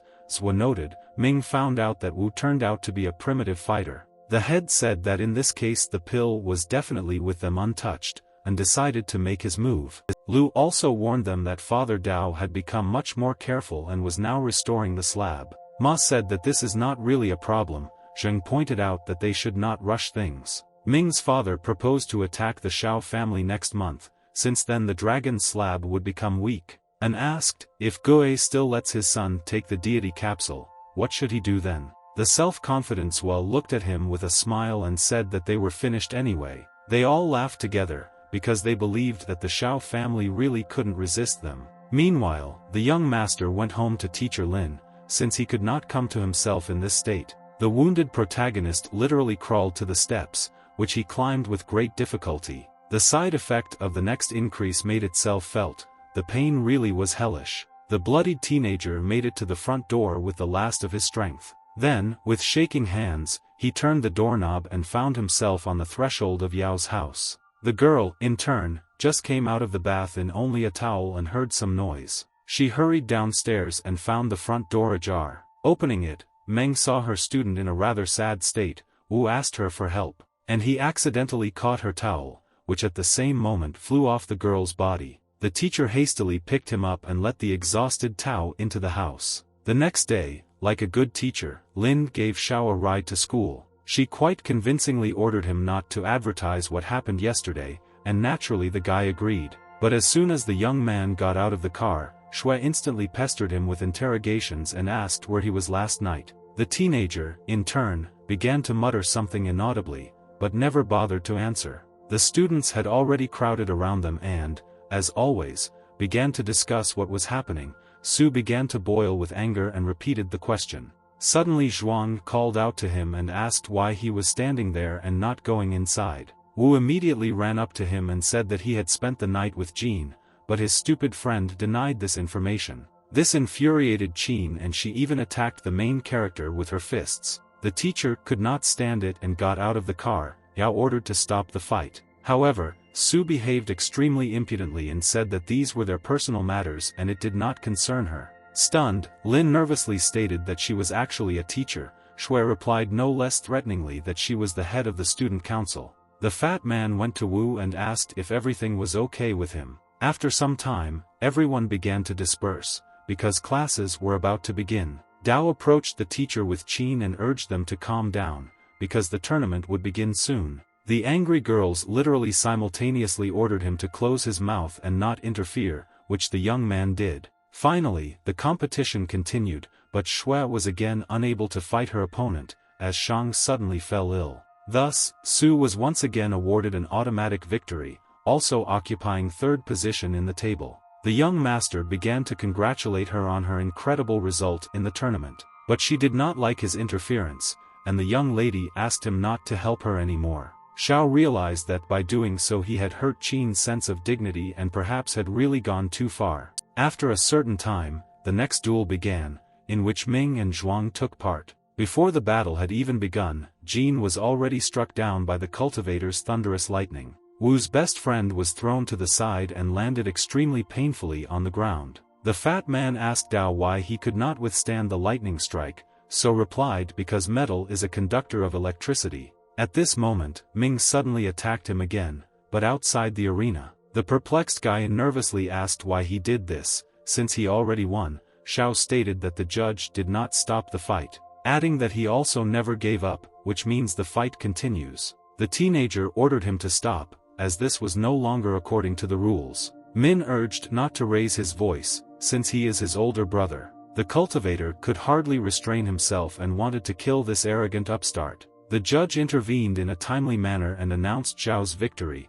The guy noticed that he somehow did not notice this. The main character, in turn, hurried to Zhuang and asked if he was okay. After he helped him up and pulled him aside, suddenly Wu saw a man in the sky. He was flying from a great height. Dao decided to soften his landing and released Jin for a while, assuming that this is another victim of Mulan, who knocked everyone down on the spot. However, when he caught the girl, he was extremely surprised, because it turned out to be Zhan herself. The young lady immediately began to fidget and demanded that he let her go immediately. Xiao immediately removed his hands and Mulan fell to the ground, after which she began to insult him. The judge, in turn, announced the victory of Ma, who began to gloat in every possible way over the defeat of the zones. The enraged Rose of Weapons said that she would now demonstrate her strength to him, but Wu suddenly grabbed her and began to calm her down, saying that the battle was over, and as you know, after a battle you don't wave your fists. The spectators were indignant that the teenager was holding her, and she also flew in, because he had won the battle. Mulan suddenly escaped from the hands of the young master and left in an unknown direction. Ma did not miss the opportunity to attack the main character with insults, but the young man kept himself under control. At that moment, someone shouted to Dao that Shui was waiting for him behind the hill. Xiao instantly rushed towards her. However, having arrived at the place and still not finding anyone, the teenager began to look around. Suddenly, the same Min in a cloak and a chipmunk mask called out to him. He declared that now no one would help him. Wu noticed that he would not leave him alone. Xiao called him a weakling, and primitive fighters like him have no right to exist in this world. Suddenly, the cultivator generated his thunder sphere, while Dao held an ice spear behind his back. After waiting for the right moment, the young master suddenly attacked him. Thus, the guy stuck a spear into his shoulder and said that now he was definitely finished. Ming instantly moved under the tree and stated that he had a chance to kill him before, but now everything has changed. The young man knew very well that this was his adopted brother and this was the last time he forgave him. Xiao activated the Divine Lightning Whip ability and attacked Wu. Dao immediately generated an ice shield, because gold was also a conductor of electricity, so all hope lay in it. However, lightning easily broke his barrier and struck the main character. He understood why lightning was the most powerful element of all 7 elements. Suddenly it dawned on him that the water was awakening a tree that could resist electricity. In connection with this, I hurried to spend my balance and turned to the system. Thus, 12 million were debited from his account, and the teenager was again subjected to terrible pain. Although the side effect was not so strong with the wood element, it was still extremely unpleasant. His back instantly healed. Wu said that everything in the world is connected and his element of lightning is not so dangerous. Ming was perplexed when he realized that he had at least 2 elements in his arsenal. He again resorted to his skills. Tao, in turn, responded to him with the wood technique. As a result, 2 elements met. The cultivator noticed that he had the same skill. Xiao said that he understood this perfectly well, but there was still something to surprise him with. They exchanged a series of attacks again, but the teenager's whip pierced the master's lightning. Thus, he hit Ming right in the face. He could not understand how this was possible. The mask suddenly fell off, but underneath there was another one. The young man declared that today he would die. Then he used his ice spikes again, and everything was instantly covered in ice. Wu didn't know how to dodge, because within a radius of several meters everything was frozen. Therefore, there is no way to avoid the notorious Ming technique. Meanwhile, the ice reached his feet, and they froze, thereby immobilizing Dao. The main character activated stone spikes, which began to destroy ice blocks. However, at that moment Ma suddenly showed up. The guy said that he was molesting his girlfriend, and he had to pay for it, after which he hurried to strike with his golden fist. Wu also had such a technique, only at the 8th level, and subsequently they fought in a fierce battle. The shock wave caused several ice blocks to collapse irreversibly. In one of the flying fragments, the young master saw the reflection of Shang's face, who instantly grabbed one of them and hurried to attack Dao. At the same time, using his windy abilities to increase the force of the blow, the young man understood perfectly well that he would not be able to evade this attack. As a result, Jia was still able to inflict significant damage and cut his hand. The teenager understood that he could not withstand so many opponents and he began to run away. But Jang stood in his way again. He noticed that it was a shame for such trash to lose. Wu said that he would kill him, but Shang laughed and said, "The boy is already wounded and therefore he will die." Dao instantly healed his wounds with the help of the wood element. Everyone was shocked. After all, in addition to earth, gold and water, he also possesses the element of wood. It was amazing. Thus, the young master was the owner of as many as 4 techniques. Ming urged them to kill such a strong enemy so as not to get in the way. Naturally, the others supported his proposal and began to apply their skills. Wu, in turn, again generated an ice spear, which he began to wave in front of them and declared that they were the ones who would die today. Dao first began to deal with the most dangerous fighter of the wind element and attacked him. But Jiang was really lightning fast in his movements and moved to the side. However, he found that for some unknown reason he could not move. Looking down, Jia saw that he was surrounded by plants. Shang began to ask for help.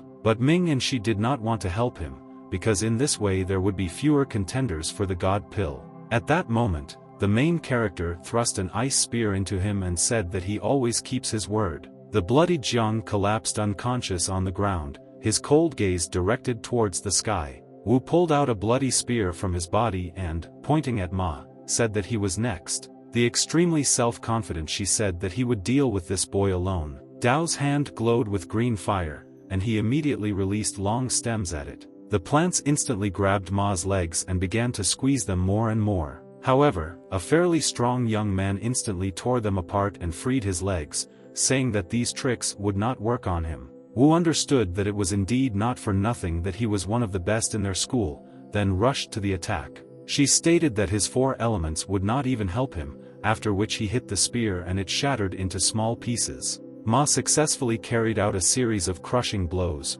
causing significant damage to Dao. Feeling his advantage, she continued to beat the young master. A moment later, the cultivator stood over the guy's bloody body and said that all his elements would not work against him. The teenager replied that then he would use the one that would clearly cope with him. Wu hastily turned to the system and acquired a new element for 12 million. Then he used the ability of the Endless Forest to heal his wounds. Gradually, the body began to recover and its wounds healed, which was also quite unpleasant. After which the program congratulated the owner on acquiring the 5th fire technique. Ma immediately attacked him with his golden fists, but Dao blocked his blows. Then he summoned a huge fiery dragon, which rushed towards Shi. The cultivator, covered in fire, said that gold is not afraid of fire, in which he was greatly mistaken. Min, in turn, tried to understand who his brother really was, because 5 elements was already too much. Meanwhile, Ma finally burned out and left behind a golden puddle, which, naturally, the guy hurried to sell to the system, and was able to get 6 million for it. However, it seemed to the young man that this was not enough, because he was not even worth 1 car. Wu then grabbed his ice spear and said that it was finally his turn and looked at Ming. But at that moment he was attacked by the sister of the deceased Shi. The young lady tried to attack him from behind, stating that he must pay for her brother's death with his blood. But her revenge was not crowned with success, because Dao turned sharply and pierced her body with a spear. The girl did not expect such a quick blow from him and clearly did not calculate her strength. After which he turned around, but there was no trace of Mina. The teenager began to look around. Meanwhile, Jang conferred with Sua and about the destruction of the Shao family. They proposed to use the youth. While drinking tea, Lu noticed that the more careful you are, the longer you will live. Jiang was fine with this plan, because losing his son would literally kill Gui and bring chaos to his life.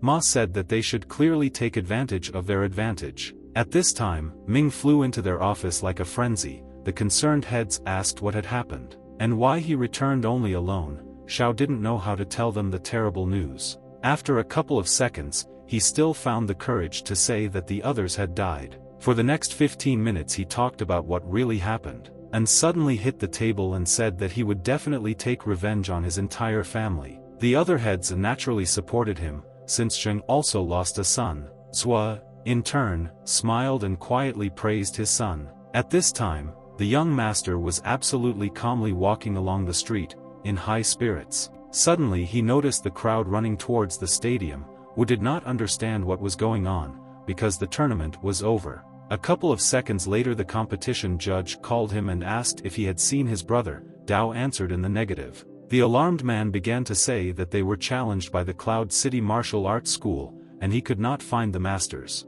adding that they rely on Shui, but she most likely won't last long. The young man immediately rushed to her aid. Qin was bravely confronting the Cloud City School students in the arena at this moment. Su, as always, was supported by a huge number of people from the stands, and shouted her name. Representatives of the 2 schools took pride of place at the top and watched what was happening. However, they did not like the fact that there were no masters on the owner's side. Lan asked Lin if no one had come up yet. The teacher answered in the negative. Bali began to tease the director of the Dragon School in every possible way, asking whether his students were afraid and hid. Outyen urged him not to become arrogant ahead of time, since the tournament had just begun.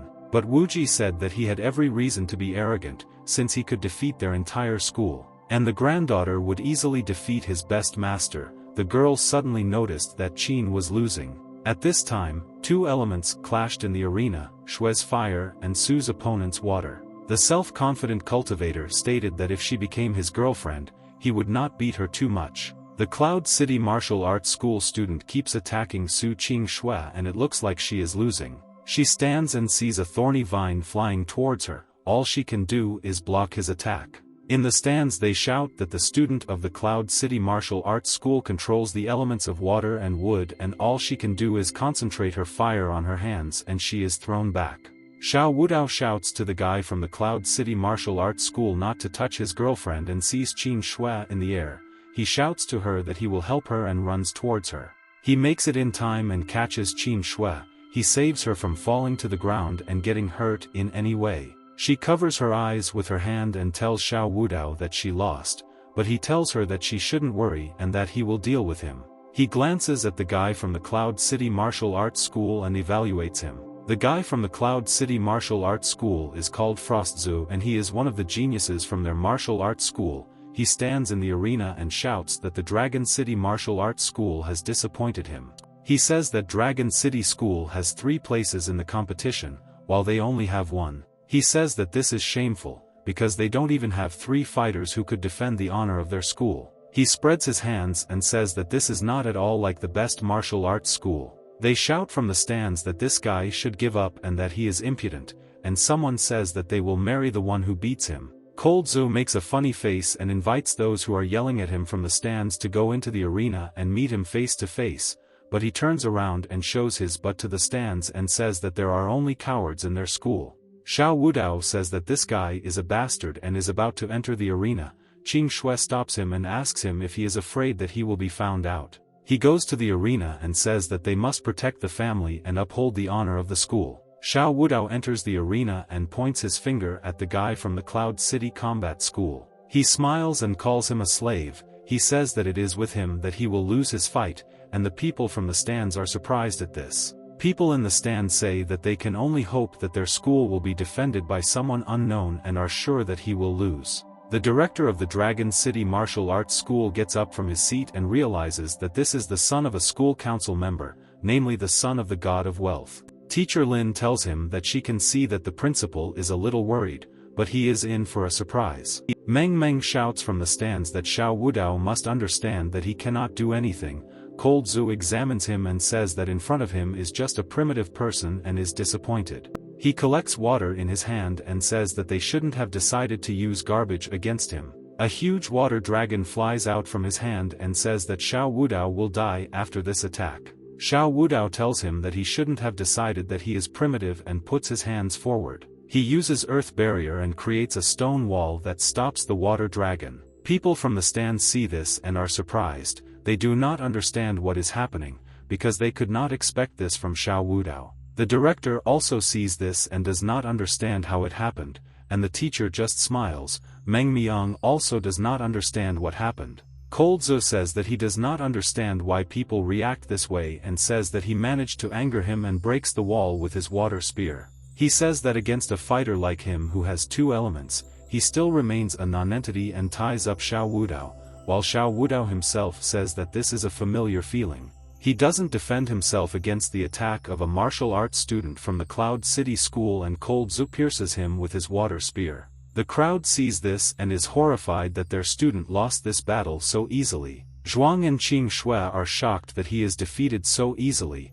and Meng Meng says that trash is always trash. The director looks at the arena and has no choice but to simply remain silent out of despair. Coldzu, meanwhile, continues to attack Xiao Wudao and says every time that he is hit. When the fog from the attacks clears, the Cloud City Martial Arts School student is shocked to see Xiao Wudao standing there unharmed. Coldzu's spear splits, and the son of the god of wealth tears his shirt, revealing his body, which looks like gold. He says that Coldzu is not the only one. He appears completely golden in front of the student of the Cloud City Martial Arts School, and this shocks his opponent. People from the stands are very surprised that such an ordinary-looking person from their school has 2 elements. While Frostzu is in a state of shock, a golden hand quickly approaches his neck. Xiao Wudao grabs him by the neck and says that he will not cause trouble in the Dragon City Martial Arts School. He slaps him with his free hand and says that this is his punishment for all his actions.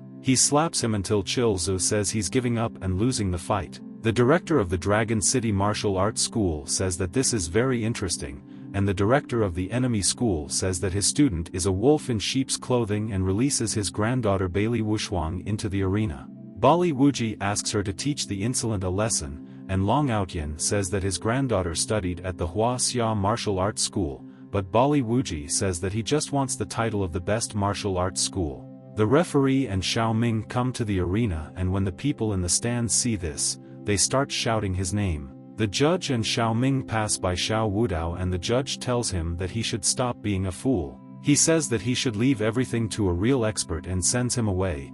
The judge announces that 2 of the best students from 2 schools will now fight in the arena and announces the start of the battle. Bailey Wushuang takes a stance and attacks Xiao Ming, earth energy flowing in her hands. Vines appear around Xiao Ming and quickly entangle him. The director's granddaughter says that she likes to start first. Xiao Ming realizes that he is in a disadvantageous situation because he cannot get out of this trap. He just stands there as a dome of vines appears around him, and all he manages to do is cast a lightning seal. Meanwhile, Bailey Wushuang says that this grass is resistant to lightning and he won't succeed. She tells him that he is trapped and should give up quickly, and Xiao Ming thinks that his lightning has no effect and he can use the water element, but then Xiao Wudao may understand something. Bailey Wushuang says that since Xiao Ming doesn't want to give up, he has no right to blame her for being rude. She is going to use her fire element and uses the Lord's brilliant might, unquenchable fire. She approaches the trap that she herself erected while the fire rages in her hands. She uses a huge flame and the trap she built begins to burn. Xiao Ming does not know what to do. The trap is on fire and it looks horrifying. The wood, lightning and fire make a good spectacle. People in the stands are surprised, and Meng Meng thinks that she missed the moment when Bali Wuji's granddaughter had a second element, and Xiao Wudao himself thinks that his brother decided to hide at such a moment. He thinks about whether his brother will give up or he will fight for their school. A voice is heard from the trap.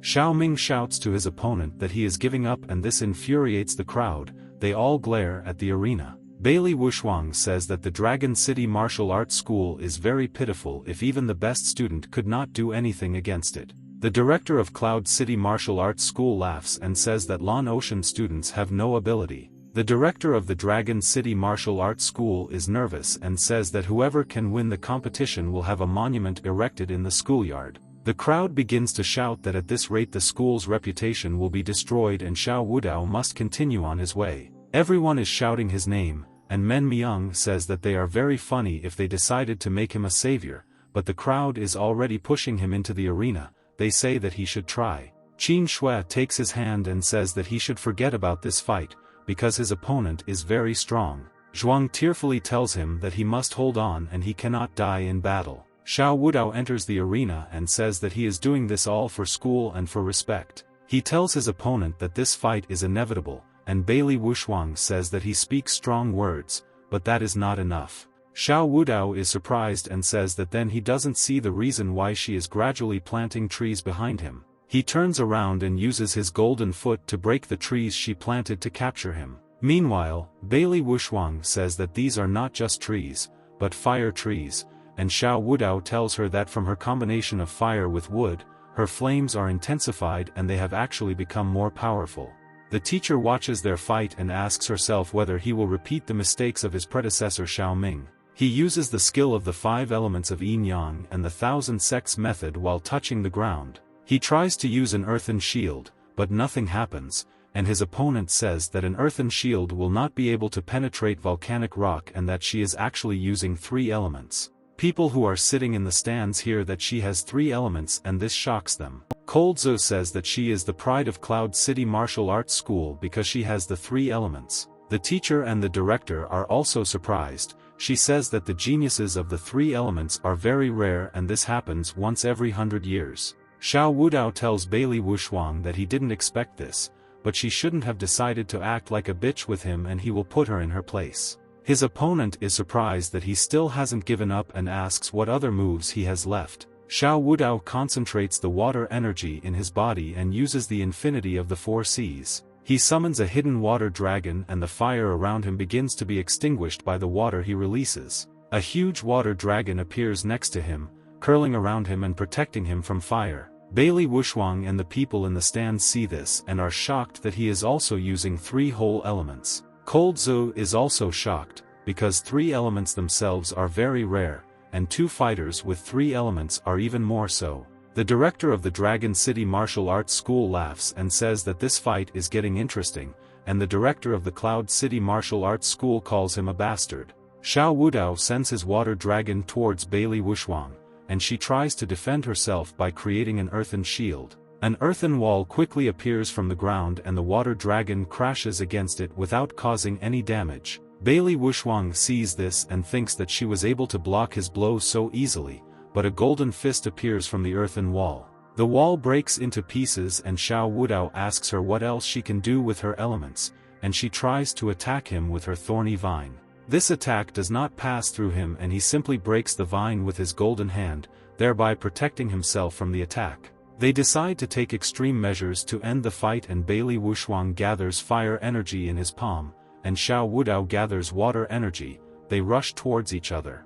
Their palms meet, and she says that she hit, and he says that he blocked, and an exact line appears at the meeting of their attacks. Xiao Wudao reaches out to his opponent with his other hand, and she thinks that this could end very badly. Nothing bad happens and he just puts his hand on her head. They both remain silent. Wudao speaks first and he tells her that her donkey skills are too weak to defeat him, and she twirls her hands angrily. She turns away offended and says that she no longer wants to fight with him.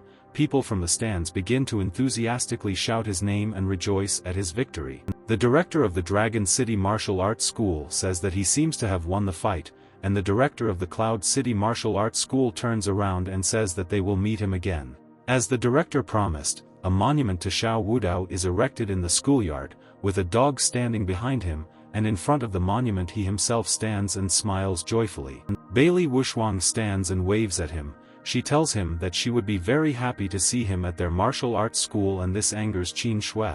Sitting in the office is Xiao Wudao, Lin's teacher and the principal. The principal says that following school traditions, he must pass a test before he is allowed to represent their school in the exams. Xiao Wudao tells him that it would be boring for him to do all this alone and asks him to give him a partner. The director is annoyed by his impudence and the fact that they are bargaining with him. Teacher Lin says that Su Qing and Mulan Zong have already passed the test and asks him who he chooses. Xiao Wudao thinks for a moment and tells the teacher that he chooses her. She calls her impudent. The director tells him that in fact, during the test there should be a teacher who will accompany him, but he does not have time to finish and the teacher quickly leaves the door. The principal tells him that he can go and get ready while he settles the matter with Teacher Lin. Teacher Lin, Xiao Wudao, his dog Coco and his father arrive at the Misty Forest. His father tells him that he heard that this forest is full of ferocious monsters and he is very worried about him. Xiao Wudao tells him that he has nothing to worry about because he is now an expert, and his father tells him that this is indeed the case, and before he knew it, his son had grown up and achieved more than him. He hands him the ring and says it's an extra dimension ring that he spent a lot of money on. He says that he has already loaded it with all the things he might need on his journey. Xiao Wudao tells his father that Dragon City is still an unsafe place and he must be careful. His father tells him that this worry is not worth it, because he hired 3 shifts of bodyguards and some of them are from the martial arts guild. Xiao Wudao and Teacher Lin go into the forest. The teacher tells his father that she will look after him and his father tells her that she should pay more attention. Meanwhile, in the meeting room they are discussing that they have an excellent chance to finish off Wudao. They say that their entire elite has already been convened, but such a massive movement could reveal them, because the guild is closely monitoring them. They say that then they should divide into groups and the first of the groups will be led by Ma Jun. Ma Jun stands nearby and says that the Misty Forest is almost like a home to him and he will certainly cut off Wudao's head. Meanwhile, Xiao Wudao and Teacher Lin are walking through the forest, and the teacher is telling stories. She says that about 100 years ago, when true Qi was restored, people began to feel the elements and began to cultivate them. Wudao does not listen to her. An evil hare jumps out on his dog Coco at the moment and the teacher talks about how the same thing happened to animals as to people and many turned into ferocious monsters. She talks about how there is a group of people who hunt such monsters and they are called bounty hunters.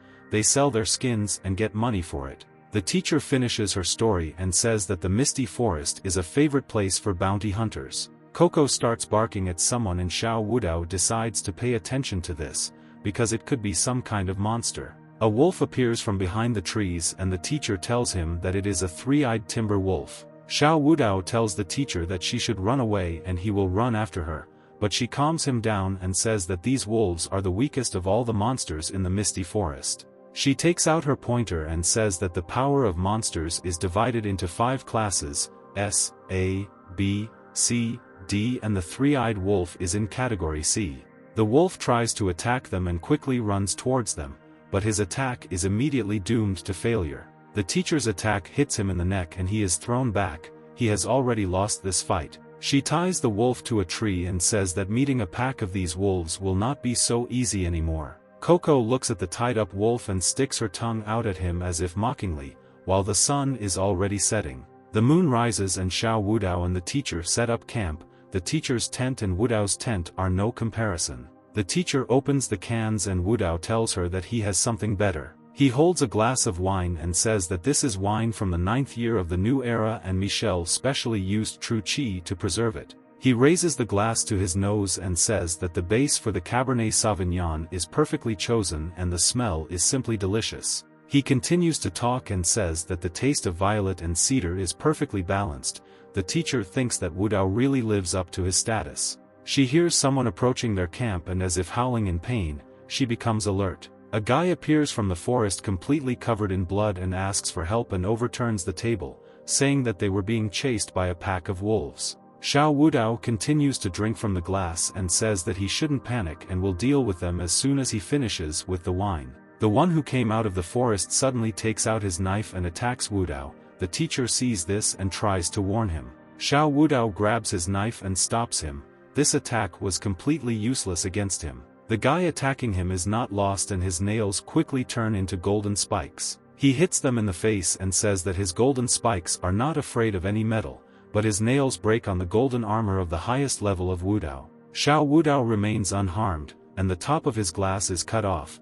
The attacking guy cannot believe that his undefeated golden spikes have been destroyed. Xiao Wudao decides to respond to his attack and punches him straight in the face using a level 8 golden fist. The attacking guy simply flies back and cannot do anything to counter such a strong blow. Xiao Wudao has no intention of letting him go and grabs him by the neck while his face is smashed in one blow. He holds a knife in one hand and holds his throat with the other. He tells him that the length of his level determines how quickly he will die. He puts a knife to his face and asks him who sent it. The guy says that he cannot tell this, because then his whole family will be killed. Xiao Wudao puts a knife to his eye and says that if he doesn't tell him, he will die on the spot, but the guy loses consciousness. He lets him go, and the teacher screams in horror and asks him if he really strangled him. Xiao Wudao says that he simply poisoned himself, and although he didn't say anything, he obviously understands that one of the 3 main families of the city is involved in this. He points his palms in his direction and says that he will check what valuable things he has and take everything.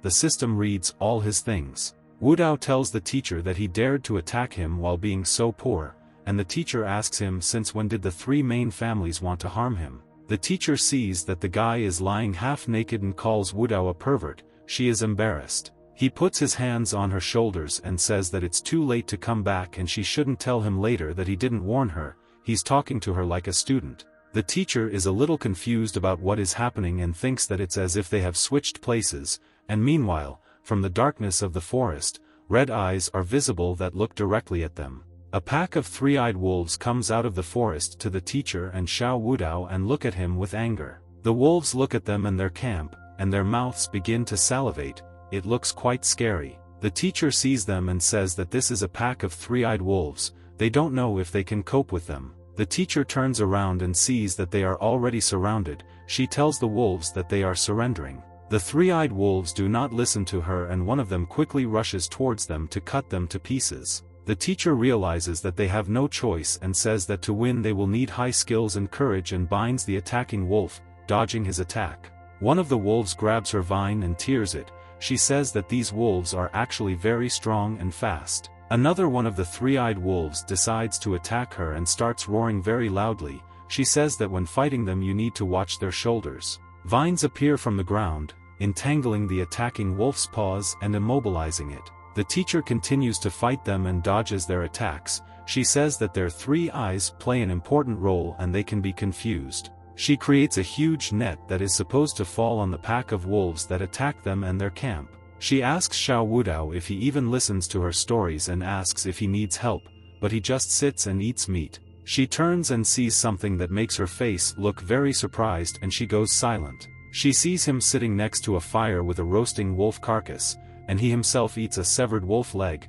He asks her if she would like to try it and says that the taste is actually not bad.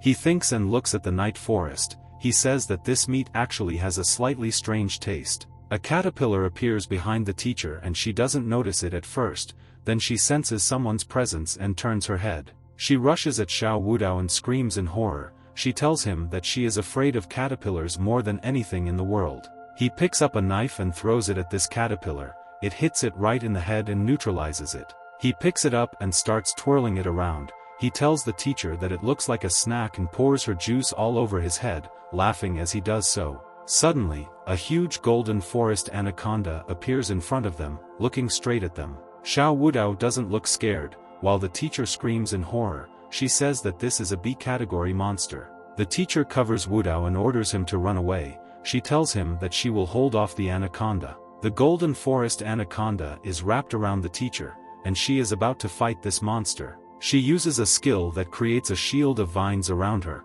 which should protect her from the anaconda's attacks. The anaconda easily breaks her shield with its tail, and the teacher shouts to Xiao Wudao that she does not want to die and he should run away. Wudao doesn't listen to her and rushes to attack the anaconda. He tells her to let the teacher go and stabs her with a knife. The anaconda starts screaming in human language that she was hurt in her old thigh. Xiao Wudao and teacher Lin hear this and are shocked that the anaconda can speak human language. They call it magic. Anaconda cries and says that she wants to figure everything out, because she is not their enemy and she needs help. She tells them that she was originally a level A monster and their souls are trapped deep inside the Misty Forest, in a blood pool.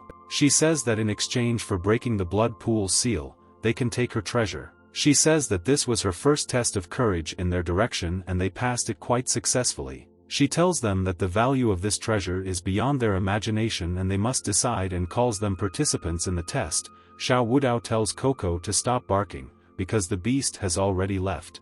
The leaving anaconda is annoyed by this and says that she is not just some kind of animal. The teacher says that this must be a test that the school organized for them and they should go. Wudao remains silent. The teacher picks up the map and says that they will find the right place if they go west, while Wudao puts all his things into the ring. The teacher carries a bag over her shoulders while her student walks lightly and whistles a tune. She turns to him and says that all men are the same and do not know how to take care of women. She points to the flower and says that it is Buodwaluo, a wild chrysanthemum, and calls it the first lesson. Xiao Wudao thanks the teacher for this lesson, but a crack appears under her, the ground beneath her disappears, and she falls into a hole.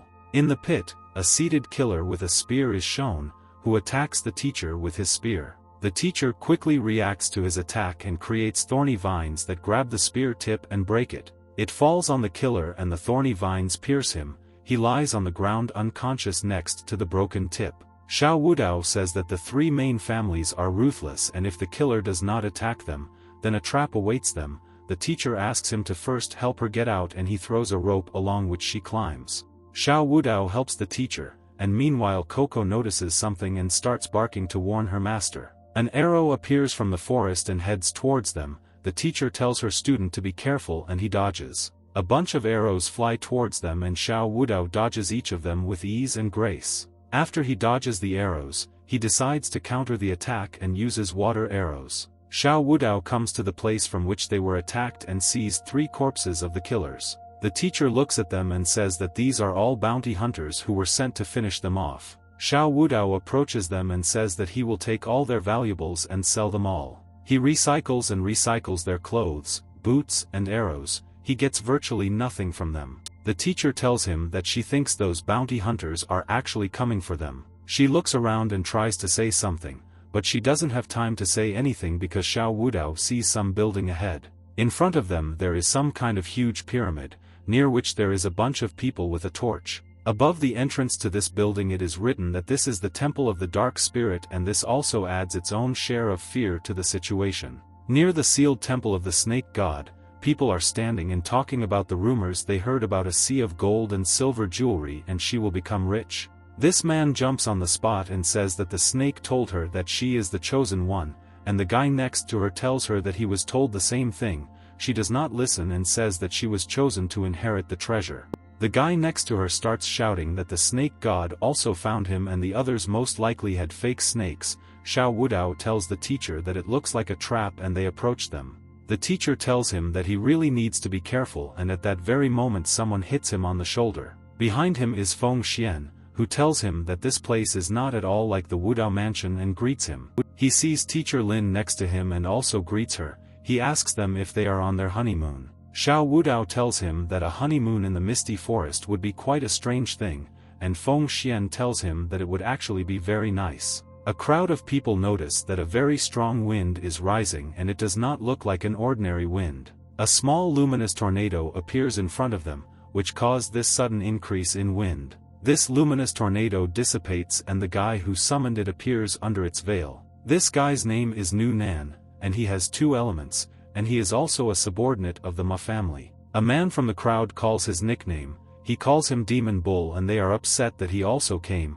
Well, Nan tells them not to quarrel, because the treasure will still be his. The teacher decides to intervene in their conversation and comes forward. She says that the Anaconda chose all of them for a reason. She says that this means that everyone has a chance to take the treasure, and other people see her and are very happy about her arrival. One of the guys rushes to the entrance with a chainsaw and says that whoever unseals the door will be able to win the heart of teacher Lin and they must act. His chainsaw does no damage to the temple entrance at all and simply bounces off the temple door. The guy who tried to open the temple sits on the grass and says that it was quite difficult. Someone approaches him. Feng Xian approaches him and directs a water dragon to the entrance to the temple. He orders the entrance to open. His water dragon crashes against the entrance of the temple and has no effect at all, and splashes flow down the entrance door. The splashes flow down and Feng Xian hears a voice that tells him that with such success he can only open watermelons. Nu Nan approaches him and says that he can easily break such a seal and asks him to move away. He creates a huge wind vortex, which he directs into the sealed doors of the temple. His attack also doesn't contribute anything and simply smashes against the sealed door, knocking him back. The rest of the people who came to the temple say that even the demon bull cannot open this sealed door. This makes him angry. He rises into the air and creates more wind tornadoes to attack the sealed door again. He sends 2 tornadoes into the sealed door of the temple and orders them to open under his pressure. His attacks again have no effect and they are simply thrown away from the door again. People in the crowd talk about how they were simply blown away again, while Xiao Wudao and teacher Lin stand there just watching them. The door stands intact and Nu Nan says that he is at the peak of the ascension dimension, but he cannot open this door, which means that no one else can open it. People who come to the temple simply sit on the ground while Xiao Wudao walks past them. Xiao Wudao summons 2 vines that shut Nu Nana's mouth and asks him to move away. People say that Wudao is just primitive trash, and if he managed to go so deep into the Misty Forest, then he was just lucky. He summons 3 elements in his hand and says that only a strong fighter with 3 elements can open the temple seal. He touches the sealed door and releases a large amount of energy. People from the crowd say that he is just a genius with 3 elements. Meanwhile, in some room there is a guy with a magic ball and Ma Jun. The guy with the ball doesn't say anything. Xiao Wudao is visible in the magic ball. Ma Jun looks at him and says that he did not fall into the trap. The guy with the magic ball tells him about their agreement. Ma Jun says that according to their agreement, the guy with the ball gets the snake core, and Xiao Wudao gets it. Meanwhile, in the ball, Wudao is seen opening the door whose seal he just removed, and the guy with the ball says that they can begin. Xiao Wudao stands with his head held high in front of the crowd of losers who were unable to open the sealed door. People in the crowd talk about how the primitive student should let them through and then they will take the treasure and he will get his share, and Xiao Wudao tells them that he opened the door and they should pay for the entrance. Xiao Wudao raises his head up again and laughs with his superiority. The teacher asks him not to behave like that. Wudao takes the loudspeaker in his hand and says into it that it was he who opened the 2 and everyone who wants to enter must pay 10,000 and they accept any payment. The teacher simply agrees with him. A man from the crowd says that Wudao is just greedy and mischievous, and Wudao points his finger at him and says that then he will be charged double. Once they realize that he is actually serious, they immediately plan to pay him. The teacher collects money and issues admission tickets, and Feng Xian says that he must keep the admission ticket that teacher Lin touched. Nu Nan comes up to him.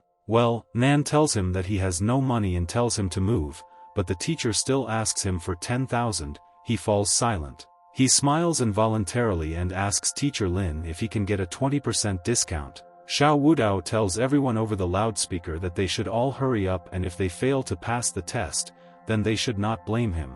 They go inside the temple, holding torches in their hands. In front of the whole group are Teacher Lin and Xiao Wudao. The teacher says that when entering such a crypt, they must first of all make sure that there is air, because then the torch will not burn. The fire on the teacher's torch begins to squirm, and it goes out very quickly because of this. A small snake appears in front of Teacher Lin and simply stares at her. Feng Xian says that Teacher Ling should be careful and is going to protect her from the snake. He creates 2 pieces of ice, one of which hits the snake directly in the head, and the second is sent to Xiao Wudao. Wudao uses level 8 golden fist and fire knife and stops Feng Xian's ice. The ice balls bounce off him and almost hit people from the crowd. Xiao Wudao asks Feng Xian if he really intended to fight him in such a place, but Xian tells him that it was an accident.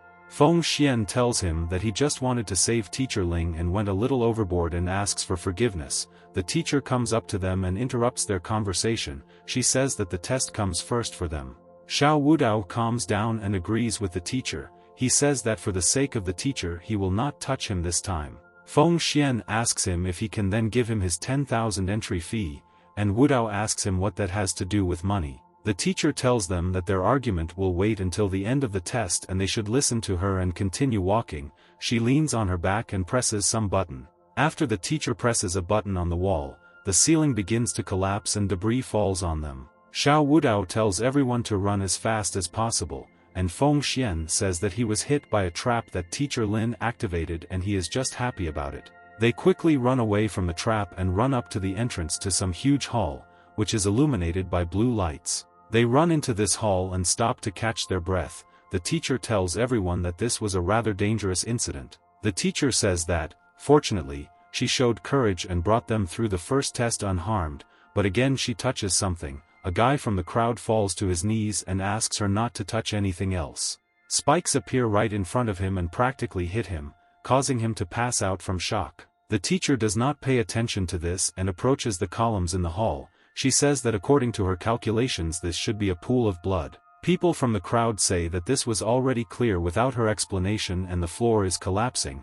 They ask her what they should do now. Water appears from the ceiling and fills the entire space above which the floor has collapsed. The teacher asks everyone to listen to her. She says that they should have analyzed the structure of the pool first. Well, Nan tells the teacher that she shouldn't do everything at random, and Xiao Wudao sees some circles on the water. A snake jumps out from under the water and attacks Xiao Wudao with its mouth open, and he looks at it from under his forehead. He quickly reacts to this snake and uses the 8th level golden fist, Pao Ting Zeng New Power. A bunch more snakes appear and are going to attack all the people who entered the temple. Teacher Lin easily defends herself from the snake and entangles it with a vine, and Nu Nan cuts the snakes using the wind blade. Feng Xian, like them, deals with the snakes, using the water dragon whirlwind and cutting them with a water tornado. People who also came to the temple also deal with snakes with the help of their knives. The teacher tells Xiao Wudao that the smart thing to do is to jump into the pool, but Wudao asks him to keep quiet. Some lines appear next to them and fly right next to them. The lines converge at one point in the pool and some people who also entered the temple with them are affected. The pool turns red and an unknown creature appears at the convergence point, which at first hisses like a snake. This creature is actually a snake with a human head and he welcomes everyone to the Dark Spirit Temple. He tells them that their blood will be a sacrifice for their snake god. Meanwhile, Xiao Wudao, Feng Xian and Nu Nan are arguing about something. The human-headed snake gets angry and asks them if they can see him at all. The teacher approaches them and says that they should calm down and direct their energy against the beast that has appeared. Wudao agrees with her. Xiao Wudao, Feng Xian and Nu Nan play rock paper scissors and Nu Nan wins. He says that now all the treasures of the snake god will be his and creates a wind sphere in his hand. The snake with a human head says that he will finish him off first, since he is so tired of living. Nu Nan tells him that he's actually not that simple and is about to attack him with a wind attack, but the human-headed snake tells him that he's already screwed up and Nu Nan's leg is entangled by his tail. Feng Xian says that in a fight with such devilish magic, they should not think about the rules and help each other by creating a large piece of ice. The teacher entangles the snake, and Nu Nan says that the treasure will be his. The snake destroys the bonds created by Teacher Lin, releasing poisonous thorns from itself. The human-headed snake also destroys the ice created by Feng Xian with its thorns. Spikes are sent towards Nu Nan, and Xiao Wudao and Feng Xian hide behind him to protect themselves from the spikes. The snake tells them that he has made a lot of victims and his master will be pleased, and Nu Nan tells Wudao that he is using him, but Wudao asks him to be patient. Wudao tells him that he will definitely pay him extra. Nu Nan asks him why him, and the teacher stands silently. The snake stands next to several lifeless bodies. He asks if there is anyone else who would like to fight him. Xiao Wudao comes behind Feng Xian and throws him out from behind Nu Nan. He asks him to distract the snake. Feng Xian falls to the floor and shouts indignantly that such a primitive student like Wudao has no right to push him. The snake decides to attack the handsome blue-haired guy sitting on the floor and creates a bunch of thorns. Feng Xian manages to dodge this pack of thorns, but the snake is not going to let him go and creates another array of shadow fangs. Unexpectedly for everyone, Xiao Wudao appears behind the snake, who quickly jumps onto his neck and swings his hand. He hits the snake on the head and uses level 8 golden fist punch and calls him a horned idiot. Xiao Wudao continues to hit him on the head, and Feng Xian says that Wudao is not that bad and he underestimated him, but the snake creates new thorns and almost hits him in the neck. Xiao Wudao quickly jumps up and dodges the spikes of the human-headed snake. He falls to the ground next to the tail of a snake with a human head and is about to hit him. He quickly gets up on his hands and kicks his arm, piercing his throat with his own thorn and says that you need to fight poison with poison. A snake with a pierced head, and he absolutely did not expect such an outcome from a simple student. Xiao Wudao stands next to him and chuckles, and the human-headed snake simply falls to the floor, bleeding. The teacher rejoices at his victory and says that it's all thanks to her wonderful lessons. Feng Xian says that they relied entirely on him to distract the snake and he was the one who did 90% of the work. Meanwhile, Nu Nan lies on the floor because of the poison and thinks that without his help they would already be in heaven. The teacher approaches him and begins to treat him. She tells him that he must hold on and not lose consciousness, and Xiao Wudao asks the teacher why he should be treated, because he is a bad person. The teacher tells him that her task is to lead all the students out of the Misty Forest and says to help the others. Feng Xian examines the snake and says that even greater danger most likely awaits them ahead. Well, Nan gets up and immediately attacks Xiao Wudao using an air burst. Wudao did not expect such an attack. The teacher asks him what he is doing and tells him to calm down, because this is inappropriate behavior. Well, Nan tells Teacher Lin that he is very sorry and says that he just has to do it. Xiao Wudao recovers from the blow and calls him an old cow. He tells him that he cannot be offended for the rest of his life. He approaches him and asks what it's like to sell your life to Ma's family and slaps him in the face. The teacher tries to separate them and says that students should not fight with each other. Meanwhile, something happens to the pool and a platform appears from it with some kind of snake statue in the center. The teacher pays attention to this change and tries to see what has appeared in the pool. She takes a closer look at this thing and sees that it is some kind of pearl sphere with a snake entwined around it. The teacher tells the students that they should stop fighting because they have already found the pearl orb and the test is over. She uses her vines to reach the pearl. Xiao Wudao turns to the teacher and says that Teacher Ling had better not touch this pearl for now. The teacher does not listen to him and her vines reach the pearl. They notice that something is happening. The pool begins to seethe and boil. It looks very unusual and very strange, but it does not look very scary. Some strange fog appears out of nowhere, in which nothing is visible. Wudao tells the teacher to stop immediately. The fog that appears looks unusual, and students say that the fog looks more like large cotton candy. A face appears from the fog, laughs and says that 300 years have passed. A snake with a human head, but a female one, comes out of the fog and says that she has finally returned to this world. The teacher is surprised by the appearance of such a monster. This snake-like individual examines everyone and asks who dared to break into her temple. Instead of hair, she has snakes curling around her head. It turns out that the snake's name is Gorgon and she notices that among the students there is a fighter with blood talent and 3 elements. The teacher comes forward to the students and says that monsters are usually different from ferocious creatures and they are usually much stronger and have intelligence and magical power and they need to run away from such power.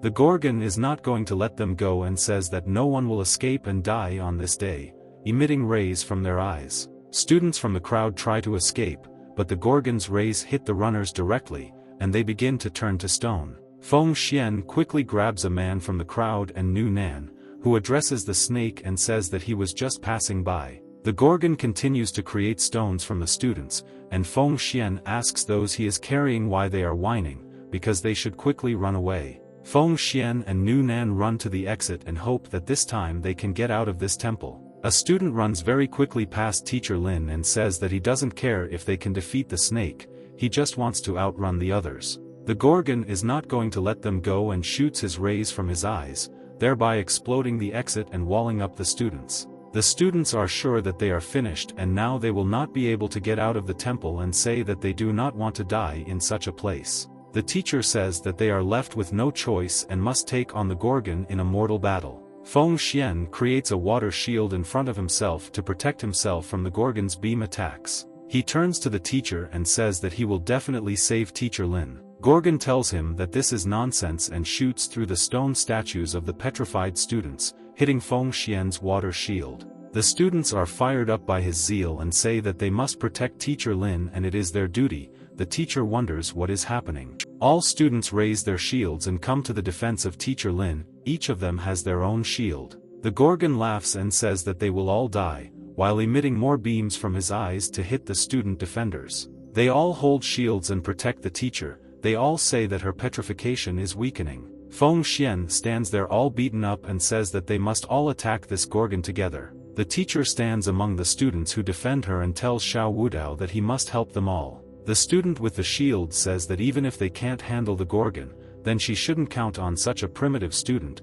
Wudao appears from behind Nu Nan as if he is some kind of cannon fodder. The Gorgon quickly attacks Xiao Wudao with her beams, but he dodges her attack without any problems. The Gorgon looks very pleased and says that she really missed all these 300 years of imprisonment and says that he can take his time and she will enjoy the process of collecting his blood. Well, Nan attacks her. He creates a huge raging hurricane, which he directs at the snake. The Gorgon says that this is a very pathetic trick. She uses rapid hair growth and her snakes begin to grow. She binds Nu Nana with them. She throws him away from her, and he loses consciousness from such a powerful blow. The Gorgon looks very pleased and asks all the students who will decide to attack her next. The teacher comes forward and says that she will finish this monster. The Gorgon says that she will finish her. The teacher creates a wall of vines in front of her and tells the Gorgon to leave her students alone. The snake attacks her with its rays and says that these are all empty words. The teacher's walls break due to one hit by the rays on her.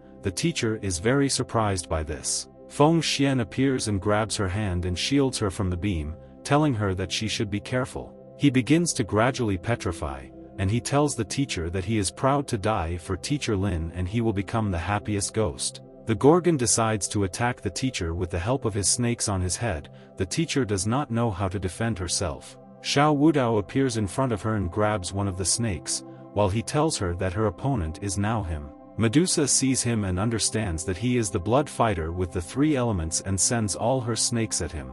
The Gorgon says that she will happily play with him and then torture him. Wudao dodges her snakes and shouts that he needs help. People from the crowd look at him and shout that they actually don't look like a suicide. Xiao Wudao runs around the pool from all those snakes that the Gorgon sends after him. Wudao asks the snake not to run after him and says that he doesn't like demons, and the snake tells him that no one can love him. The Gorgon says that he is like a mouse in that he runs very fast and she begins to like it.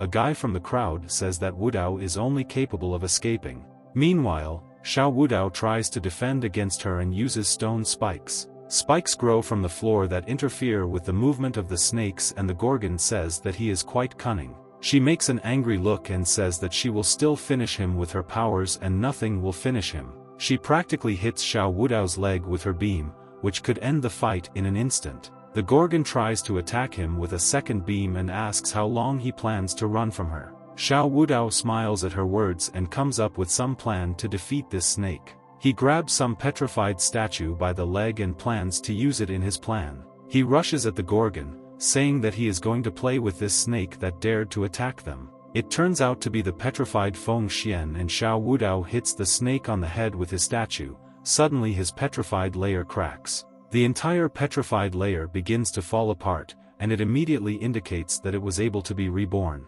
The teacher analyzes the situation and says that the cure for petrification is snake blood and tells her to beat her until she bleeds. Xiao Wudao stands in front of the Gorgon with crushed snakes lying under her feet, and he tells her that with so many snakes he could cook a wonderful stew. Some strange glow appears on the snake's finger and she says that she will never forgive him. She creates a death ice beam. Xiao Wudao realizes that this is quite a dangerous attack, and the snake releases a deadly ice beam. A very strong fog appears, which blocks the view of Xiao Wudao, and it is impossible to understand what happened to him. The fog clears and Xiao Wudao stands with frozen legs, unable to move because of this. The Gorgon tells him that he is in fact more capable than the others, but he also cannot escape death. She again creates her snakes, which she directs towards Xiao Wudao, and he cannot budge. He sees all these snakes and realizes that something terrible might happen, and he thinks about what he must do. Xiao Wudao shouts to the other students that he needs his fun from his backpack, and the snakes almost reach him.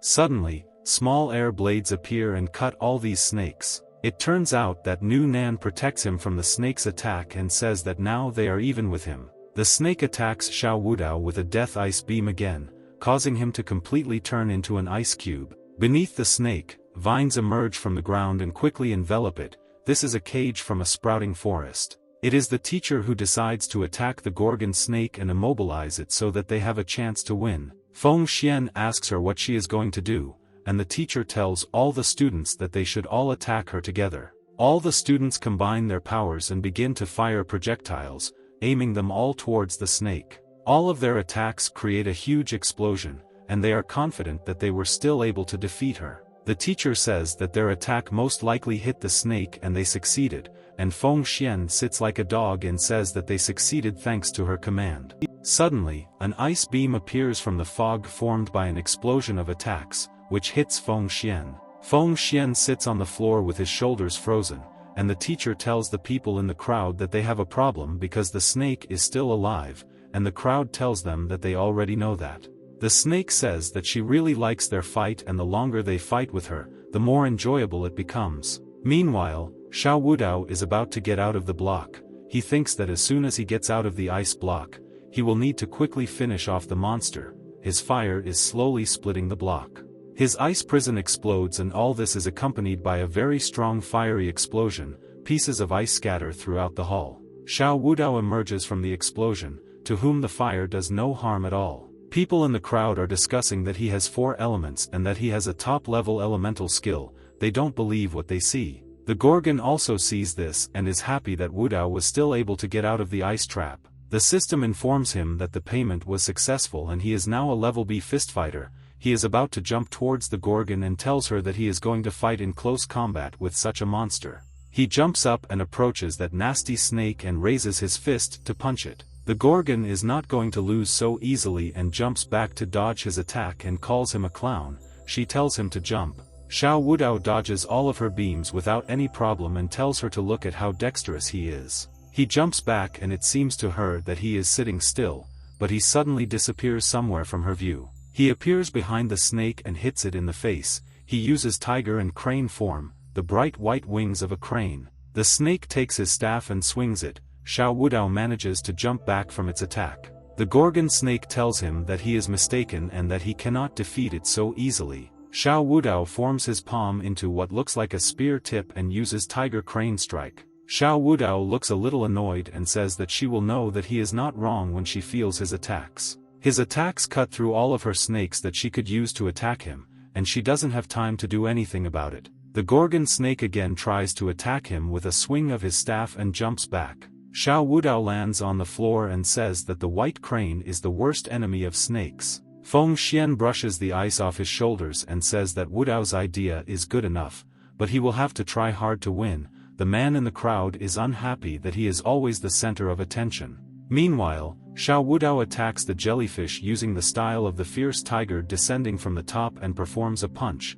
He says that cats are also mortal enemies of snakes. With his blow, he knocks the snake's staff out of her hand, and she remains completely unarmed. Her eyes begin to glow blue and she tells Wudao that this time he will die because of her attack. Some blue flames appear and first hit the ceiling and leave a large dent in the ceiling. Xiao Wudao dodges her attacks and tells her that all this is useless because he can see all her attacks. Feng Xian sees this picture and wonders whether a student like Wudao can really resist a level A monster. People from the crowd can't believe it, and Xiao Wudao meanwhile heads towards the petrified Nu Nan and hides behind him, saying that he blocked her attack. He grabs onto Nu Nana and asks the snake if all it can really do is turn to stone, freeze, and poison. He throws Nu Nan's statue at the snake, and Feng Xian says that Wudao did this on purpose to harm Nu Nan. Nu Nan's statue flies into the snake, and Feng Xian just looks at his petrified opponent. The teacher says that Wudao looks very cool and this angers a guy from the crowd. He says that a student like Wudao cannot be cool, because he is still running away from the enemy. Meanwhile, something rushes past them very quickly with a golden glow and looks like lightning. This turns out to be Xiao Wudao, who attacks Gorgon using tiger and crane form, hungry tiger roar. He approaches the snake and hits it on the head with both hands. It did not expect such a blow and does not have time to dodge. The crippled snake is thrown back and almost all of its remaining snakes just fall off. The defeated Gorgon lies against the wall and is covered in ice. Xiao Wudao says that this test takes a lot of strength and he is tired. The teacher runs up to him, she pronounces his name and is going to do something with him. She throws herself into his arms and says that they have won. She calls him the most outstanding student of all time.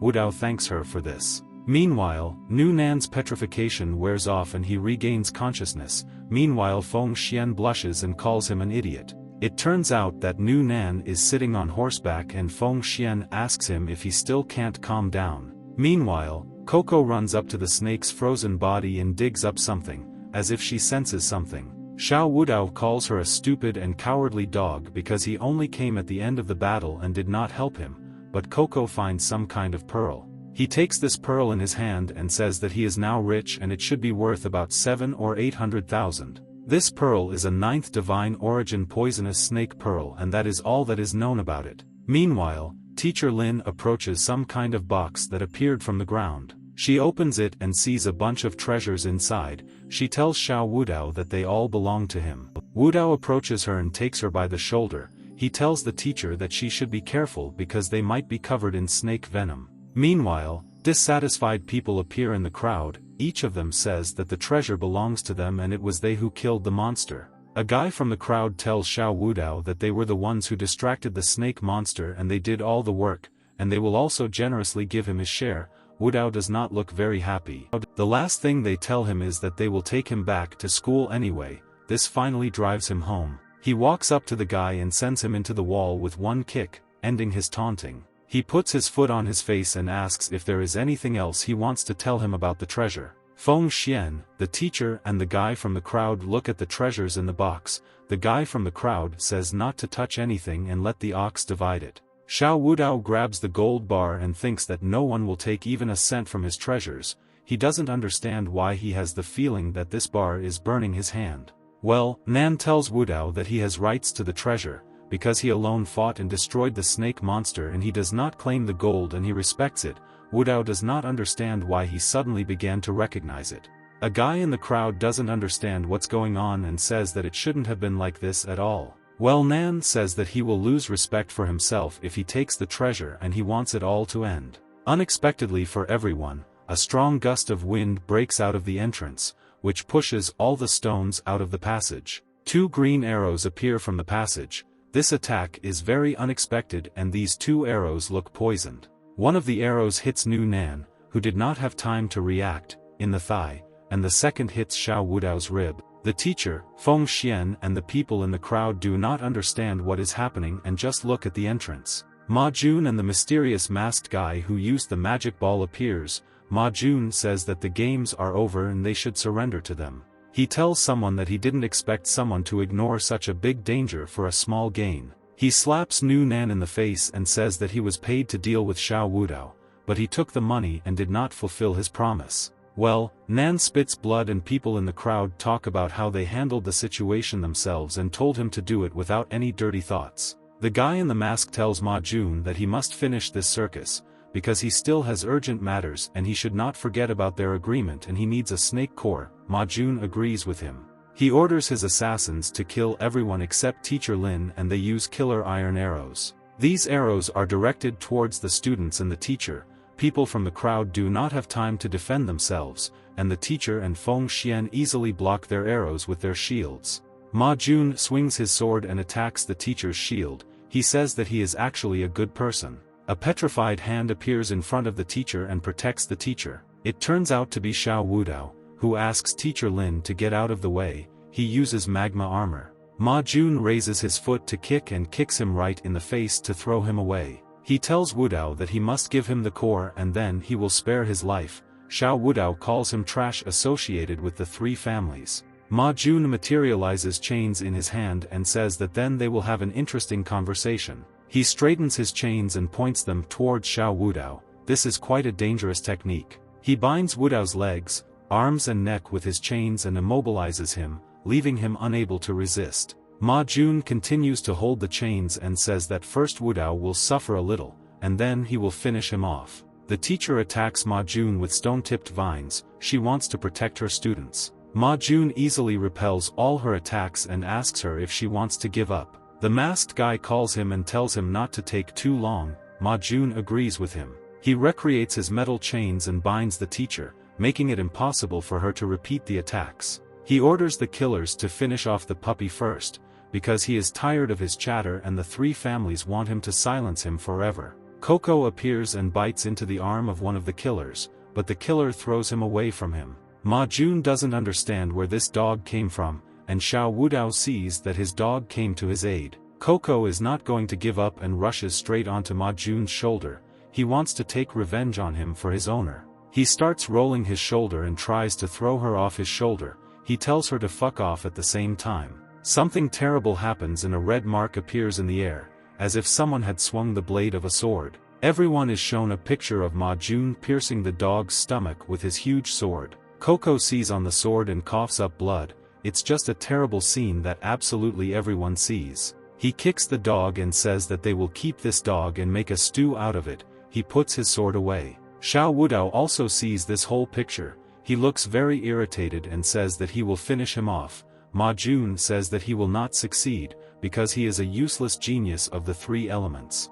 Xiao Wudao turns to his system ring. He wants to gain unimaginable power. He tells the system that he really wants to become stronger and become simply invincible in order to take revenge on Coco's offenders. The system reports that the purchase system has been activated and Xiao Wudao is levitating and the elements are levitating around him. The system reports that 5 elements create another, continue to create others and the elements begin to resonate. Xiao Wudao's eyes light up with a blue glow and he regains consciousness to finish off his brothers. Meanwhile, Ma Jun approaches him, holding his large sword in his hand. He looks at Xiao Wudao and asks him why he is staring at him. He has no idea what will happen to him now. Wudao uses his power and breaks the chains that bound him, freeing himself from his bonds. He immediately attacks Ma Jun and uses tiger and crane form, the swish of a ferocious tiger's tail. Ma Jun did not expect such an attack and misses this blow. He flies back and coughs up blood. Xiao Wudao rushes at the rest of the killers and says that those who offended Coco must die. He shoots projectiles from different elements at them all. He pulls from his rib the green iron arrow that he missed at the very beginning of the battle. He says that he will make the rabble of the three families feel despair that they dared to attack him and hurt Coco. He uses the endless forest technique and heals his rib wound. He is going to continue the fight. Ma Jun, meanwhile, takes out his second great sword and says that he did not expect Xiao Wudao to have 5 elements. He attacks Wudao with his 2 swords in 2 hands, but Wudao manages to dodge his attack. Ma Jun creates fierce metal wind claws and he has metal claws.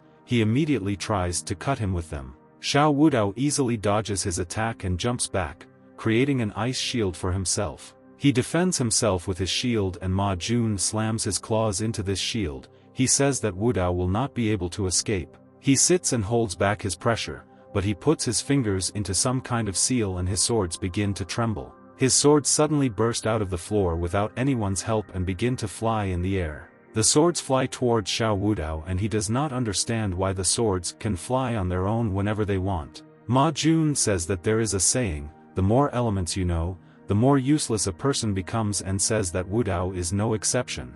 Swords begin to fly around Wu Dao and one of the swords cuts his back. His shield cannot protect his back. Ma Jun jumps into the air and says that he will show Wu Dao the horror of gold element weapons at the maximum level. His weapon sticks into his shield and says that max level gold element weapons will do nothing to him and he likes to defeat enemies that are superior to him.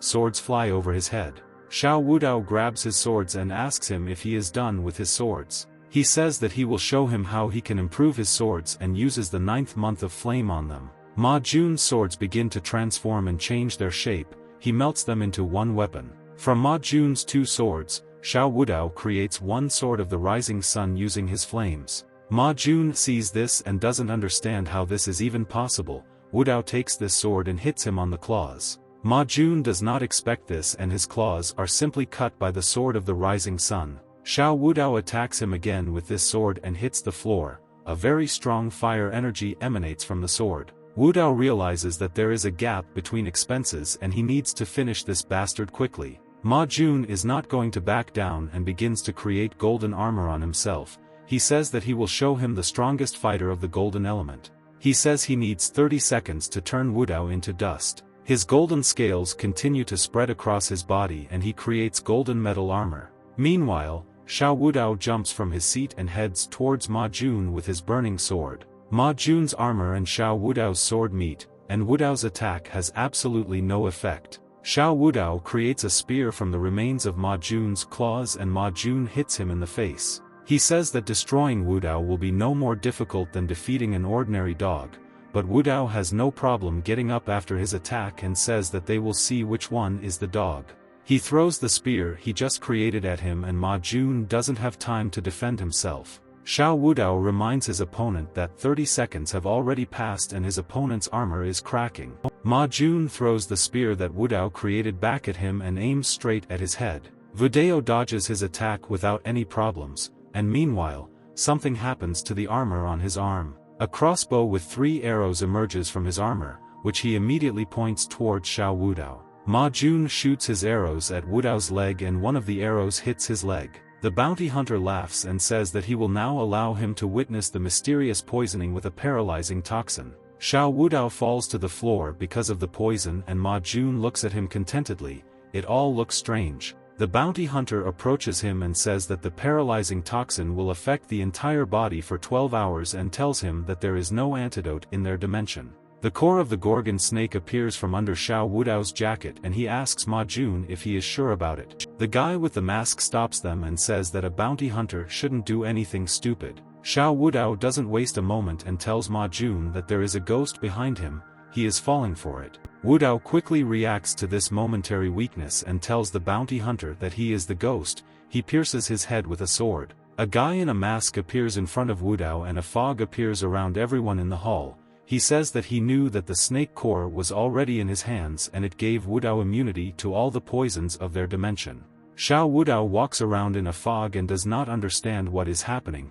He tries to ask the teacher if she is okay. The teacher tells him that she is completely fine and asks what kind of fog appeared around them. Someone from the fog tells Wudao that he is strong and underestimated and next time he won't get off so easily. Xiao Wudao tries to understand who is hiding in the fog and tells him to show himself, and from the fog they answer him that a strong fighter of 2 elements is talking to him and is at the top of the black dimension. Wudao approaches Ma Jun and brings his palm to him. He wants to absorb his armor. He gets the elements he needs from his armor and plans to do something with those elements. He lifts into the air the spear and sword that he managed to create from Ma Jun's weapon and also holds the elements that he took from the bounty hunter's armor. He combines these weapons and elements of armor. He uses 9 spins of pure flame. From this combination, a trident emerges that emits red light and looks terrifying. He picks up this trident and uses the poisoned mist to dispel the fog that surrounded them all. He sees in front of him 3 shadow clones, which the guy in the mysterious mask managed to create. These shadow clones look at Xiao Wudao and rush forward to finish him off. Wudao quickly dodges the attacks of these 2 clones, and the clones themselves attack each other. One of the clones comes behind Wudao and fires some kind of purple ray at him. This unexpected purple beam causes Wudao to fly forward and fall to the floor. He gets up from the floor and feels something unpleasant in the shoulder area. He looks at his shoulder and sees a wound there. He plans to use the Endless Forest again to heal his wound. He uses Endless Forest on the wound, but nothing happens. He doesn't understand why it didn't work. A guy in a mysterious mask appears in front of him and says that there are still quite a lot of things that he does not know about yet.